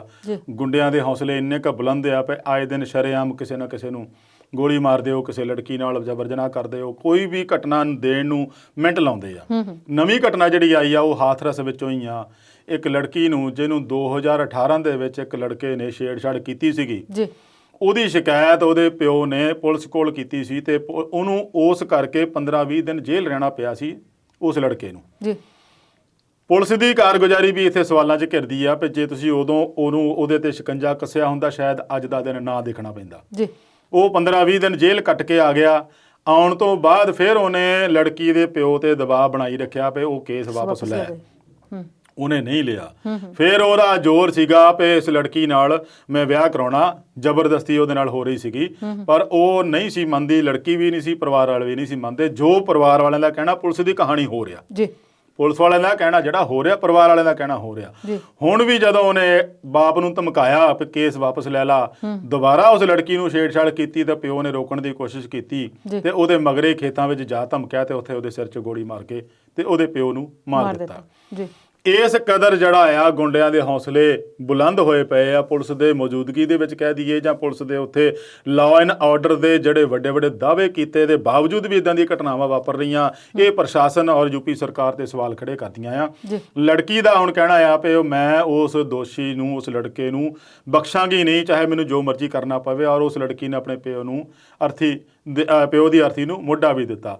ਕਿੰਨੀ ਸ਼ਰਮਨਾਕ ਗੱਲ ਆ ਕਿ ਜਦੋਂ ਇੱਕ ਲੜਕੀ ਦੇ ਨਾਲ ਇਹੋ ਜਿਹੀ ਘਟਨਾ ਵਾਪਰਦੀ ਆ, ਉਹਨੂੰ ਪੁਲਿਸ ਇੱਕਦਮ ਲਾਈਟਲੀ ਲੈ ਲੈਂਦੀ ਆ। 15-20 ਦਿਨ ਉਹਨੂੰ ਰੱਖਿਆ, ਜੇਲ੍ਹ ਪਾਣੀ 'ਚ ਰੱਖੇ, ਮੁੜ ਕੇ ਤੋਰ ਦਿੱਤਾ। ਉਸ ਬੰਦੇ ਨੇ ਮੁੜ ਕੇ ਆ ਕੇ ਇੱਕ ਬਦਲਾ ਲੈਣ ਦੀ ਭਾਵਨਾ ਹੀ ਕਵਾਂਗੇ ਵੀ ਬਦਲਾ ਲੈਣ ਦੀ ਭਾਵਨਾ ਨਾਲ ਹੀ ਇਹ ਕੰਮ ਕੀਤਾ। ਪਰ ਪੁਲਿਸ ਨੇ ਉਦੋਂ ਸ਼ਿਕੰਜਾ ਕੱਸਿਆ ਹੁੰਦਾ, ਹੋ ਸਕਦਾ ਵੀ ਅੱਜ ਉਸ ਲੜਕੀ ਦਾ ਪਿਓ ਜਿਉਂਦਾ ਹੁੰਦਾ। ਪਰ ਇਹੋ ਜਿਹੀਆਂ ਘਟਨਾਵਾਂ ਹੋਰ ਵੀ ਲਗਾਤਾਰ ਵਾਪਰ ਰਹੀਆਂ। ਅੱਜ ਵੀ ਸਵੇਰ ਦੀ ਗੱਲ ਆ ਇੱਕ ਵੀ ਉੱਥੇ ਬੁਲੰਦ ਸ਼ਹਿਰ ਦੇ ਵਿੱਚ ਇੱਕ ਲੜਕੀ ਦੀ ਲਾਸ਼ ਮਿਲੀ ਹੈ ਇੱਕ ਟੋਏ ਦੇ ਵਿੱਚੋਂ, ਜਿਹੜੀ ਕਿ ਕਈਆਂ ਦਿਨਾਂ ਤੋਂ ਲਾਪਤਾ ਸੀਗੀ। ਪਿਓ ਨੇ, ਪਰਿਵਾਰ ਨੇ ਉਹਨਾਂ ਦੇ ਸ਼ਿਕਾਇਤ ਦਰਜ ਕਰਾਈ ਸੀ ਲਾਪਤਾ ਦੀ। ਉਹਦੀ ਲਾਸ਼ ਮਿਲਣ ਤੋਂ ਬਾਅਦ ਜਿਹਦੇ ਤੇ ਪੁਲਿਸ ਵਾਲਿਆਂ ਉਹਨੇ ਘਰਦਿਆਂ ਨੇ ਸ਼ੱਕ ਜ਼ਾਹਰ ਕੀਤਾ ਆ, ਉਹਨੂੰ ਸ਼ਿਮਲੇ ਤੋਂ ਜਾ ਕੇ ਫੜ ਲਿਆ ਗਿਆ ਆ। ਇੱਦਾਂ ਦੇ ਜਿਹੜੇ ਹਾਲਾਤ ਉੱਥੇ ਬਣੇ ਹੋਏ ਆ, ਜਿਹੜਾ ਕਿ ਉੱਥੇ ਹਰੇਕ ਬੰਦਾ ਆਪਣੇ ਆਪ ਨੂੰ ਅਸੁਰੱਖਿਅਤ ਮਹਿਸੂਸ ਕਰਨ ਲੱਗਾ ਆ। ਹਾਥਰਸ ਵਾਲੇ ਘਟਨਾ ਦੇ ਵਿੱਚ ਜਿਸ ਮੁੰਡੇ ਦਾ ਨਾਂ ਆਉਂਦਾ ਆ, ਗੌਰਵ ਤੇ ਲਲਿਤ, ਹੋਰ 5-6 ਮੁੰਡੇ ਆ ਜਿਨ੍ਹਾਂ ਦੇ ਖਿਲਾਫ ਲੜਕੀ ਦੇ ਬਿਆਨਾਂ ਤੇ ਪੁਲਿਸ ਨੇ ਕੇਸ ਦਰਜ ਕਰ ਲਿਆ ਆ। ਉਹਦਾ ਸੰਬੰਧ ਸਮਾਜਵਾਦੀ ਪਾਰਟੀ ਦੇ ਨਾਲ ਦੱਸਿਆ ਜਾ ਰਿਹਾ। ਪਾਰਟੀਆਂ ਦੀ ਸਰਪ੍ਰਸਤੀ, ਸਿਆਸੀ ਬੰਦਿਆਂ ਦੀ ਸਰਪ੍ਰਸਤੀ ਦੇ ਵਿੱਚ ਹੀ ਇਹੋ ਜਿਹੇ ਬੰਦੇ ਕੰਮ ਕਰਦੇ ਆ, ਜਿਨ੍ਹਾਂ ਲਈ ਸਿਆਸੀ ਬੰਦਿਆਂ ਨੂੰ ਆਪਣੀ ਪਾਰਟੀ ਦੀ ਛਵੀ ਵਿਗੜਨ ਤੋਂ ਬਚਾਉਣ ਲਈ ਸੋਚਣਾ ਪਊਗਾ ਵੀ ਇਹੋ ਜਿਹੇ ਬੰਦੇ ਅਸੀਂ ਪਾਰਟੀ ਆਪਣੀ 'ਚ ਰੱਖਣੇ ਆ ਜਾਂ ਨਹੀਂ ਰੱਖਣੇ ਆ, ਜਾਂ ਇਹਨਾਂ ਦੇ ਬੰਦਿਆਂ ਦਾ, ਇਹੋ ਜਿਹੇ ਬੰਦਿਆਂ ਦਾ ਕੀ ਕੀਤਾ ਜਾਵੇ। ਤੇ ਜੇ ਇਹੋ ਜਿਹਾ ਨਹੀਂ ਕਰਾਂਗੇ ਤਾਂ ਪਾਰਟੀ ਤੇ ਉਂਗਲ ਉੱਠਦੀ ਆ। ਕੁਦਰਤੀ ਆ ਪਏ ਉਹ ਸਮਾਜਵਾਦੀ ਪਾਰਟੀ ਦੇ ਇੱਕ ਆਗੂ ਤੇ ਵੀ ਸਵਾਲ ਕੀਤਾ ਗਿਆ ਵੀ ਤੁਹਾਡੀ ਪਾਰਟੀ ਨਾਲ ਸੰਬੰਧਿਤ ਸੀਗਾ, ਤੇ ਉਹਨਾਂ ਦਾ ਕਹਿਣਾ ਸੀਗਾ ਵੀ ਜੋ ਇਹਨੇ ਕ੍ਰਾਈਮ ਕੀਤਾ ਜੇ ਤੁਹਾਨੂੰ ਲੱਗਦਾ ਗਲਤ ਆ ਜਾਂ ਇਹ ਸਾਬਤ ਹੁੰਦਾ ਤੁਸੀਂ ਆਪਦੀ ਜਾਂਚ ਕਰ ਲਓ ਤੇ ਜਿੱਦਾਂ ਦੀ ਕਾਰਵਾਈ ਬਣਦੀ ਆ ਕਰਨੀ ਚਾਹੀਦੀ ਆ। ਪਰ ਜਦੋਂ ਪਾਰਟੀ ਦਾ ਮੁੱਦਾ ਆ ਜਾਵੇ ਫਿਰ ਸਿਆਸਤ ਭਖਣ ਲੱਗ ਪੈਂਦੀ ਆ। ਹਰੇਕ ਮੁੱਦੇ ਦੇ ਉੱਤੇ ਸਿਆਸਤ ਭਖਣਾ ਇਹ ਤਾਂ ਇੱਕ ਆਮ ਜੀ ਗੱਲ ਹੋ ਗਈ ਆ। ਇਹਨੂੰ ਲੈ ਕੇ ਵੀ ਸਿਆਸਤ ਪੂਰੇ ਜ਼ੋਰਾਂ ਸ਼ੋਰਾਂ ਤੇ ਚੱਲ ਰਹੀ ਆ। ਪਰ ਉੱਥੇ ਜਿਹੜੀ ਹਾਲਾਤ ਆ ਉਹਨੂੰ ਕਾਬੂ 'ਚ ਕਰਨਾ ਚਾਹੀਦਾ ਆ। ਜੋਗੀ ਹੁਣਾਂ ਨੂੰ, ਪੁਲਿਸ ਪ੍ਰਸ਼ਾਸਨ ਨੂੰ, ਲੜਕੀਆਂ ਨੂੰ ਜਿਹੜੀਆਂ ਅਸੁਰੱਖਿਅਤ ਮਹਿਸੂਸ ਕਰ ਰਹੀਆਂ ਉਹਦੇ ਵੱਲ ਖਾਸ ਧਿਆਨ ਦੇਣਾ ਪਊਗਾ। ਬੇਸ਼ੱਕ ਸੈਂਟਰ ਨੇ ਕਾਫੀ ਸਖਤ ਕਾਨੂੰਨ ਬਣਾਏ ਆ ਜਬਰ ਜਨਾਹ ਦੇ ਮਾਮਲਿਆਂ ਦੇ ਵਿੱਚ। ਪੋਸਕੋ ਐਕਟ ਆ, ਹੋਰ ਕਈ ਤਰ੍ਹਾਂ ਦੇ ਐਕਟ ਬਣਾਏ ਆ। ਪਰ ਇਹਨਾਂ ਦੇ ਜਿਹੜੇ ਹੌਸਲੇ ਆ ਇਹੋ ਜਿਹੇ ਸ਼ਰਾਰਤੀ ਅਨਸਰਾਂ ਦੇ, ਉਹ ਹਜੇ ਵੀ ਬੁਲੰਦ ਆ, ਉਹ ਡਰਦੇ ਨਹੀਂ ਜਰਾ ਵੀ। ਤੇ ਜੇ ਆਏ ਦਿਨ ਆਪਾਂ ਕਹੀਏ ਵੀ ਕਾਨੂੰਨ ਬਣਾਈ ਜਾਓ, ਉਹਦਾ ਅਮਲ ਕੁਛ ਨਾ ਹੋਵੇ ਤਾਂ ਫਿਰ ਇਹੋ ਜਿਹੇ ਬੰਦਿਆਂ ਤੇ ਕੋਈ ਅਸਰ ਨਹੀਂ ਹੁੰਦਾ। ਮਤਲਬ ਪੁਲਿਸ ਨੂੰ ਆਪਣਾ ਕੰਮ ਕਰਨਾ ਚਾਹੀਦਾ, ਬਿਲਕੁਲ ਚਾਹੀਦਾ ਜੀ। ਸਮੇਂ ਸਿਰ ਹੋ ਜਾਵੇ ਤਾਂ ਹੀ ਆ। ਜਦੋਂ ਸਮਾਂ ਵਿਆਹ ਚੁੱਕਾ ਹੁੰਦਾ ਫਿਰ ਉਸ ਤੋਂ ਬਾਅਦ ਤਾਂ ਗੱਲ ਹੁੰਦੀ ਨਹੀਂ। ਪਰ ਜੇ ਪੁਲਿਸ ਸਖਤੀ ਵੀ ਕਰਦੀ ਆ ਫਿਰ ਵੀ ਸਵਾਲ ਉੱਠਦੇ ਆ। ਆਪਾਂ ਤੇਲੰਗਾਨਾ ਹੈਦਰਾਬਾਦ ਦਾ ਮਾਮਲਾ ਦੇਖ ਹੀ ਲਿਆ ਕਿ ਉਹ 50 ਜਣਿਆਂ ਨੂੰ ਜਿਹੜੇ ਉਹ ਜਬਰ ਜਨਾਹ ਦੇ ਦੋਸ਼ੀ ਸੀ ਉਹਨਾਂ ਨੂੰ ਐਨਕਾਊਂਟਰ ਕਰ ਦਿੱਤਾ ਗਿਆ, ਉਹਦੇ ਤੇ ਵੀ ਸਵਾਲ ਉੱਠੇ ਆ। ਤੇ ਪੁਲਿਸ ਨੂੰ ਜੇ ਇਹੋ ਜਿਹੇ ਕੰਮ ਕਰਨੇ ਹੁੰਦੇ ਆ ਸਮਾਂ ਰਹਿੰਦੇ ਕਰ ਲੈਣੇ ਚਾਹੀਦੇ ਆ, ਉੱਤੇ ਕਾਬੂ ਪਾ ਲੈਣਾ ਚਾਹੀਦਾ। ਕਈ ਥਾਂ ਪੁਲਿਸ ਚੰਗਾ ਕੰਮ ਵੀ ਕਰਦੀ ਆ, ਇਹੋ ਜਿਹੀ ਗੱਲ ਨਹੀਂ। ਕਈ ਥਾਵਾਂ ਤੇ ਉਹਨਾਂ ਨੇ ਇਹੋ ਜਿਹੀ ਘਟਨਾਵਾਂ ਹੋਣ ਤੋਂ ਰੋਕੀਆਂ ਵੀ ਆ ਔਰ ਦੋਸ਼ੀਆਂ ਨੂੰ ਸਖਤ ਸਜ਼ਾਵਾਂ ਵੀ ਦਵਾਈਆਂ ਆ। ਪਰ ਕਾਸ਼ ਸਾਰੇ ਇਸ ਤਰੀਕੇ ਨਾਲ ਕੰਮ ਕਰਨ ਤੇ ਸਾਡਾ ਦੇਸ਼ ਜਿਹੜਾ ਆ, ਸਾਡੀਆਂ ਧੀਆਂ ਭੈਣਾਂ ਜਿਹੜੇ ਆ ਉਹ ਸੁਰੱਖਿਅਤ ਮਹਿਸੂਸ ਕਰਨ। ਤੇ ਅਵਤਾਰ ਜੀ, ਮੁੱਦਾ ਬੜਾ ਗੰਭੀਰ ਸੀ ਤੇ ਜਿਹੜੇ ਅਗਲੇ ਮੁੱਦੇ ਦੀ ਗੱਲ ਕਰ ਰਹੇ ਹੋ ਉਸ ਤੋਂ ਵੀ ਜ਼ਿਆਦਾ ਗੰਭੀਰ ਹੈ। ਟੂਲ ਕਿਟ ਦੇ ਮਾਮਲੇ 'ਚ ਹੁਣ ਨਵਾਂ ਕੀ ਹੋਇਆ? ਦਿੱਲੀ ਪੁਲਿਸ ਨੇ ਕੀ ਜਵਾਬ ਦਿੱਤਾ ਹੈ ਅਦਾਲਤ ਦੇ ਵਿੱਚ? ਜੀ, ਟੂਲ ਕਿਟ ਉਹ ਟੂਲ ਕਿਟ ਹੀ ਬਣ ਕੇ ਰਹਿ ਗਿਆ ਜੀ। ਉਹ ਚਾਹੇ ਗੱਡੀਆਂ ਦੇ ਵਿੱਚ ਪਿਆ ਹੋਵੇ ਤੇ ਚਾਹੇ ਉਹ ਜਿਹੜਾ ਦਿੱਲੀ ਪੁਲਿਸ ਨੇ ਅਦਾਲਤ 'ਚ ਪੇਸ਼ ਕੀਤਾ, ਕਿਉਂਕਿ ਅਦਾਲਤ ਨੇ ਉਹਨੂੰ ਆਧਾਰ ਮੰਨਿਆ ਹੀ ਨਹੀਂ। ਉਹਨੇ ਕਿਹਾ ਵੀ ਇਹਦੇ ਵਿੱਚ ਦੱਸੋ ਕੀ ਕੁਛ ਹੈਗਾ ਜਿਹੜਾ ਕਿ ਦੇਸ਼ ਧਰੋਹ ਸਾਬਤ ਕਰਦਾ ਆ। ਉਹ ਪੁਲਿਸ ਸਾਬਤ ਕਰ ਨਹੀਂ ਸਕੀ ਆ। ਦਿਸ਼ਾ ਰਵੀ ਨੂੰ ਜ਼ਮਾਨਤ ਮਿਲ ਗਈ ਸੀਗੀ, 7-8 ਦਿਨ ਉਹਨੂੰ ਵਿਚਾਰੀ ਨੂੰ ਜੇਲ੍ਹ ਰਹਿਣਾ ਪਿਆ। ਉਸ ਤੋਂ ਬਾਅਦ ਨਿਕਿਤਾ ਔਰ ਸ਼ਾਂਤਨੂ 2 ਜਣੇ ਉਹਦੇ ਨਾਲ ਦੇ ਸੰਪਰਕ ਦੇ ਵਿੱਚ ਸੀਗੇ, ਜਿਹਦੇ ਕਰਕੇ ਇਹਨਾਂ ਨੇ ਕਿਹਾ ਵੀ ਇਹ ਟੂਲ ਕਿਟ ਬਣਾਉਣ ਦੇ ਵਿੱਚ ਸ਼ਾਮਲ ਸਨ। ਉਹਨਾਂ ਦੇ ਲੈ ਕੇ ਕੇਸ ਚੱਲ ਰਿਹਾ, ਗ੍ਰਿਫਤਾਰੀ ਦੀ ਤਲਵਾਰ ਲਟਕੀ ਹੋਈ ਆ। ਫਿਰ ਵੀ ਉਹਨਾਂ ਨੇ ਟ੍ਰਾਂਜ਼ਿਟ ਦੀ ਜਿਹੜੀ ਆ ਬੇਲ ਲਈ ਹੋਈ ਆ, ਉਹ ਖਤਮ ਹੋਣ ਦੇ ਦਿਨ ਨੇੜੇ ਆਉਂਦੇ ਪਏ ਆ। ਤੇ ਅਦਾਲਤ ਨੇ ਉਹਦੇ ਮਾਮਲੇ 'ਚ ਦਿੱਲੀ ਪੁਲਿਸ ਤੋਂ ਜਵਾਬ ਮੰਗਿਆ ਬਈ ਹੁਣ ਤੁਸੀਂ ਇਹਨਾਂ ਨੂੰ ਇੱਕ ਦੂਜੇ ਦੇ ਸਾਹਮਣੇ ਬਿਠਾ ਕੇ ਵੀ ਦੇਖ ਲਿਆ, ਜਾਂਚ ਤੁਹਾਡੀ ਕਿੱਥੋਂ ਤੱਕ ਗਈ ਆ ਵੀ ਤੁਸੀਂ ਟੂਲ ਕਿਟ ਵਾਲਾ ਕੋਈ ਸਾਬਤ ਕਰ ਚੁੱਕੇ ਆ। ਜੇ ਸਾਹਮਣੇ ਆਮੋ ਸਾਹਮਣੇ ਬਿਠਾ ਕੇ ਦੇਖਿਆ ਤਾਂ ਕੀ ਮਿਲਿਆ? ਕਿਉਂਕਿ ਦਿਸ਼ਾ ਰਵੀ ਦੇ ਮਾਮਲੇ ਦੇ ਵਿੱਚ ਜੱਜ ਸਾਹਿਬ ਨੇ ਜੋ ਗੰਭੀਰ ਟਿੱਪਣੀਆਂ ਕੀਤੀਆਂ ਸੀਗੀਆਂ, ਉਹਨਾਂ ਦਾ ਹਵਾਲਾ, ਉਹਨਾਂ ਦਾ ਰੈਫਰੈਂਸ ਵੀ ਇਸ ਕੇਸ ਦੇ ਵਿੱਚ ਆਊਗਾ। ਨਿਕਿਤਾ ਵਾਲਾ ਔਰ ਸ਼ਾਂਤਨੂ ਵਾਲੇ 'ਚ ਦਿੱਲੀ ਪੁਲਿਸ ਦੇ ਜਦੋਂ ਸ਼ੁਰੂਆਤ ਵਿੱਚ ਇਹ ਮਾਮਲਾ ਉੱਠਿਆ ਸੀਗਾ, ਜਦੋਂ ਪ੍ਰੈਸ ਕਾਨਫਰੰਸ ਦੇ ਵਿੱਚ ਉਹਨਾਂ ਨੇ ਬਹੁਤ ਵੱਡੇ ਵੱਡੇ ਦਾਅਵੇ ਕੀਤੇ ਸੀਗੇ ਬਈ ਇੱਥੋਂ ਬਣ ਕੇ ਆਈ ਆ, ਇੱਥੋਂ ਗਾਹਾਂ ਸ਼ੇਅਰ ਹੋਈ ਆ, ਇੱਥੋਂ ਗਾਹਾਂ ਐਡਿਟ ਹੋਈ ਆ, ਇਹਨੇ ਗਾਹਾਂ ਪੜ੍ਹੀ ਆ, ਇਹਨੇ ਫਿਰ ਐਡਿਟ ਕਰਕੇ ਪਾਈ ਆ। ਉਹ ਸਾਰਾ ਕੁਝ ਦਿੱਲੀ ਪੁਲਿਸ ਨੇ ਜੋ ਦੱਸਿਆ ਸੀਗਾ, ਉਦੋਂ ਹੀ ਲੱਗਦਾ ਸੀਗਾ ਸਾਰੇ ਹੀ ਮੀਡੀਆ ਵਾਲੇ ਕਹਿਣ ਲੱਗ ਪਏ ਸੀ ਵੀ ਦਿੱਲੀ ਪੁਲਿਸ ਤੋਂ ਇਹ ਸਾਬਤ ਨਹੀਂ ਕਰ ਹੋਣਾ ਅਦਾਲਤ ਵਿੱਚ। ਉਹੀ ਗੱਲ ਹੋਈ ਪਈ, ਅਦਾਲਤ ਨੇ ਇਸ ਗੱਲ ਨੂੰ ਮੰਨਿਆ ਹੀ ਨਹੀਂ ਵੀ ਟੂਲ ਕਿਟ ਬਣਾਉਣਾ ਦੱਸੋ ਕਿੱਥੇ ਦੇਸ਼ ਧਰੋਹ ਗੱਲ ਬਣਦੀ ਆ। WhatsApp ਗਰੁੱਪ ਬਣਾਉਣਾ ਕਿਹੜਾ ਦੇਸ਼ ਧਰੋਹ ਵਾਲੀ ਗੱਲ ਆ? ਸੋ ਹਰੇਕ ਤੇ ਦੇਸ਼ ਧਰੋਹ ਥੋਪ ਦੇਣਾ ਉਹ ਇੱਕ ਸੌਖਾ ਇੱਕ ਟੂਲ ਕਿਟ ਇਹਨਾਂ ਦੇ ਹੱਥੇ ਆਇਆ ਆ। ਸਾਰਿਆਂ ਤੇ ਦੇਸ਼ ਧਰੋਹ ਥੋਪ ਦੇਣਾ ਇੱਕ ਟੂਲ ਕਿਟ ਇਹਨਾਂ ਦੇ ਹੱਥ ਹੀ ਆਇਆ ਜੋ ਹਰੇਕ ਤੇ ਲਾਗੂ ਕਰ ਦਿੰਦੇ ਆ। ਸੋ ਇਹ ਜਿਹੜਾ ਹੁਣ ਮਾਮਲਾ ਨਿਕਿਤਾ ਔਰ ਦੂਜਾ ਸ਼ਾਂਤਨੂ ਦਾ ਆ, ਇਹ ਦਿੱਲੀ ਪੁਲਿਸ ਨੇ ਜਵਾਬ ਦਾਇਰ ਕਰਨਾ ਪਏ। ਉਹਦੀ ਜ਼ਮਾਨਤ ਜਿਹੜੀ ਆ ਖਤਮ ਹੋਣ ਵਾਲੀ ਆ, ਉਹਨੂੰ ਹੁਣ ਬਲੈਂਕਟ ਬੇਲ ਪੱਕੀ ਦਿੰਦੇ ਆ ਜਾਂ ਕੀ ਕਰਦੇ ਆ ਉਹ ਅਦਾਲਤ ਤੇ ਨਿਰਭਰ ਕਰੂਗਾ ਜੀ। ਤੇ ਅਵਤਾਰ ਜੀ, ਹੁਣ ਮੁੱਦੇ ਵੱਲ ਆਉਂਦੇ ਆ, ਉਸ ਮੁੱਦੇ ਵੱਲ ਜਿਹੜਾ ਇੱਕ ਵੱਡਾ ਪੱਤਰਕਾਰ ਜਿਹੜਾ ਇਸ ਮਾਮਲੇ ਨਾਲ ਜੁੜਿਆ ਹੋਇਆ TRP ਘੁਟਾਲਾ, ਉਹ ਬਾਕ ਏਜੰਸੀ ਦੇ ਹੈੱਡ ਨੂੰ ਜੇਲ੍ਹ ਵਿੱਚ ਭੇਜਣਾ, ਜ਼ਮਾਨਤ ਮਿਲ ਜਾਣਾ, ਇਹ ਸਾਰਾ ਮਾਮਲਾ ਇਸ ਵੇਲੇ ਕਿੱਥੇ ਹੈ? ਜੇ ਜ਼ਮਾਨਤ ਤਾਂ ਉਹਨੂੰ ਮਿਲੇ ਜਾਣੀ ਸੀ ਕਿਉਂਕਿ ਉਹ ਵਾਅਦਾ ਮੁਆਫ ਗਵਾਹ ਬਣਨ ਨੂੰ ਤਿਆਰ ਹੋ ਗਿਆ ਸੀਗਾ, ਜਿੱਥੋਂ ਤੱਕ ਮੈਂ ਪੜ੍ਹਿਆ ਵੀ ਉਹਨੇ ਦੱਸ ਦਿੱਤਾ ਸੀਗਾ ਵੀ ਮੈਨੂੰ ਇੱਦਾਂ ਕਰਕੇ ਇਹਨਾਂ ਨੇ TRP ਵਧਾਉਣ ਲਈ ਆਹ ਹੱਥਕੰਡੇ ਵਰਤੇ ਆ, ਕੇਂਦਰ ਲੈਵਲ ਤੱਕ, ਮੇਰੇ ਤੱਕ, ਏਜੰਸੀਆਂ ਤੱਕ, ਜੋ ਕੁਝ ਵੀ ਕੀਤਾ। ਉਹ ਰਿਪਬਲਿਕ TV ਦਾ ਨਾਂ ਤੁਸੀਂ ਲਿਆ ਅਰਨਬ ਗੋਸਵਾਮੀ ਦਾ, ਉਹਨੇ ਆਪਣੇ TRP ਵਧਾਉਣ ਲਈ ਆਹ ਹੱਥਕੰਡੇ ਅਪਣਾਏ ਸੀ, ਜਿਹਦੇ ਵਿੱਚ ਮੈਨੂੰ ਵੀ ਉਹਨਾਂ ਨੇ ਪੈਸਿਆਂ ਦੀ ਵੀ ਇੱਕ ਜ਼ਿਕਰ ਆਇਆ ਸੀਗਾ ਵੀ ਪੈਸਿਆਂ ਦੀ ਵੀ ਪੇਸ਼ਕਸ਼ ਹੋਈ ਸੀਗੀ। ਉਹਦੇ ਵਿੱਚ ਜਦੋਂ ਉਹਨਾਂ ਨੇ ਗਵਾਹ ਬਣਨ ਦਾ ਤਿਆਰ ਹੋ ਗਿਆ ਤਾਂ ਫਿਰ ਜ਼ਮਾਨਤ ਨੂੰ ਪਾਰਥੋ ਘੋਸ਼ ਆ ਬਾਰਕ ਦੇ ਚੇਅਰਮੈਨ, ਉਹਨਾਂ ਨੂੰ ਜ਼ਮਾਨਤ ਮਿਲ ਗਈ ਆ। ਪਰ ਸਵਾਲ ਇਹ ਉੱਠਦਾ ਆ ਵੀ ਉਹਨਾਂ ਨੂੰ ਜ਼ਮਾਨਤ ਦੇਣ ਤੋਂ ਬਾਅਦ ਜਾਂਚ ਕਿੱਥੇ ਤੱਕ ਪਹੁੰਚੀ ਆ ਇਹਦੀ? ਜਿਹੜੀ ਮੁੰਬਈ ਮਹਾਰਾਸ਼ਟਰ ਸਰਕਾਰ ਨੇ ਇਹਦੀ ਜਾਂਚ ਦੀ ਆਦੇਸ਼ ਦਿੱਤੇ ਹੋਇਆ, ਉਹ ਜਾਂਚ ਕਿੱਥੇ ਤੱਕ ਪਹੁੰਚੀ ਆ? ਹੁਣ ਉਸ ਜਾਂਚ ਦੇ ਦੌਰਾਨ ਹੀ ਇਹ ਵੀ ਪਤਾ ਲੱਗਾ ਸੀਗਾ ਵੀ ਅਰਨਬ ਗੋਸਵਾਮੀ ਨੂੰ ਪੁਲਵਾਮਾ ਹਮਲੇ ਤੋਂ ਬਾਅਦ ਜੋ ਭਾਰਤ ਨੇ 에ਅਰ ਸਟ੍ਰਾਈਕ ਬਾਲਾਕੋਟ ਕੀਤਾ ਸੀ, ਉਹਦੀ ਜਾਣਕਾਰੀ ਅਗਾਊਂ ਮਿਲ ਗਈ ਸੀਗੀ। ਉਹਦੀ ਜਾਂਚ ਕੇਂਦਰ ਨੇ ਹਾਲੇ ਤੱਕ ਕੋਈ ਨਹੀਂ ਦਿੱਤੀ।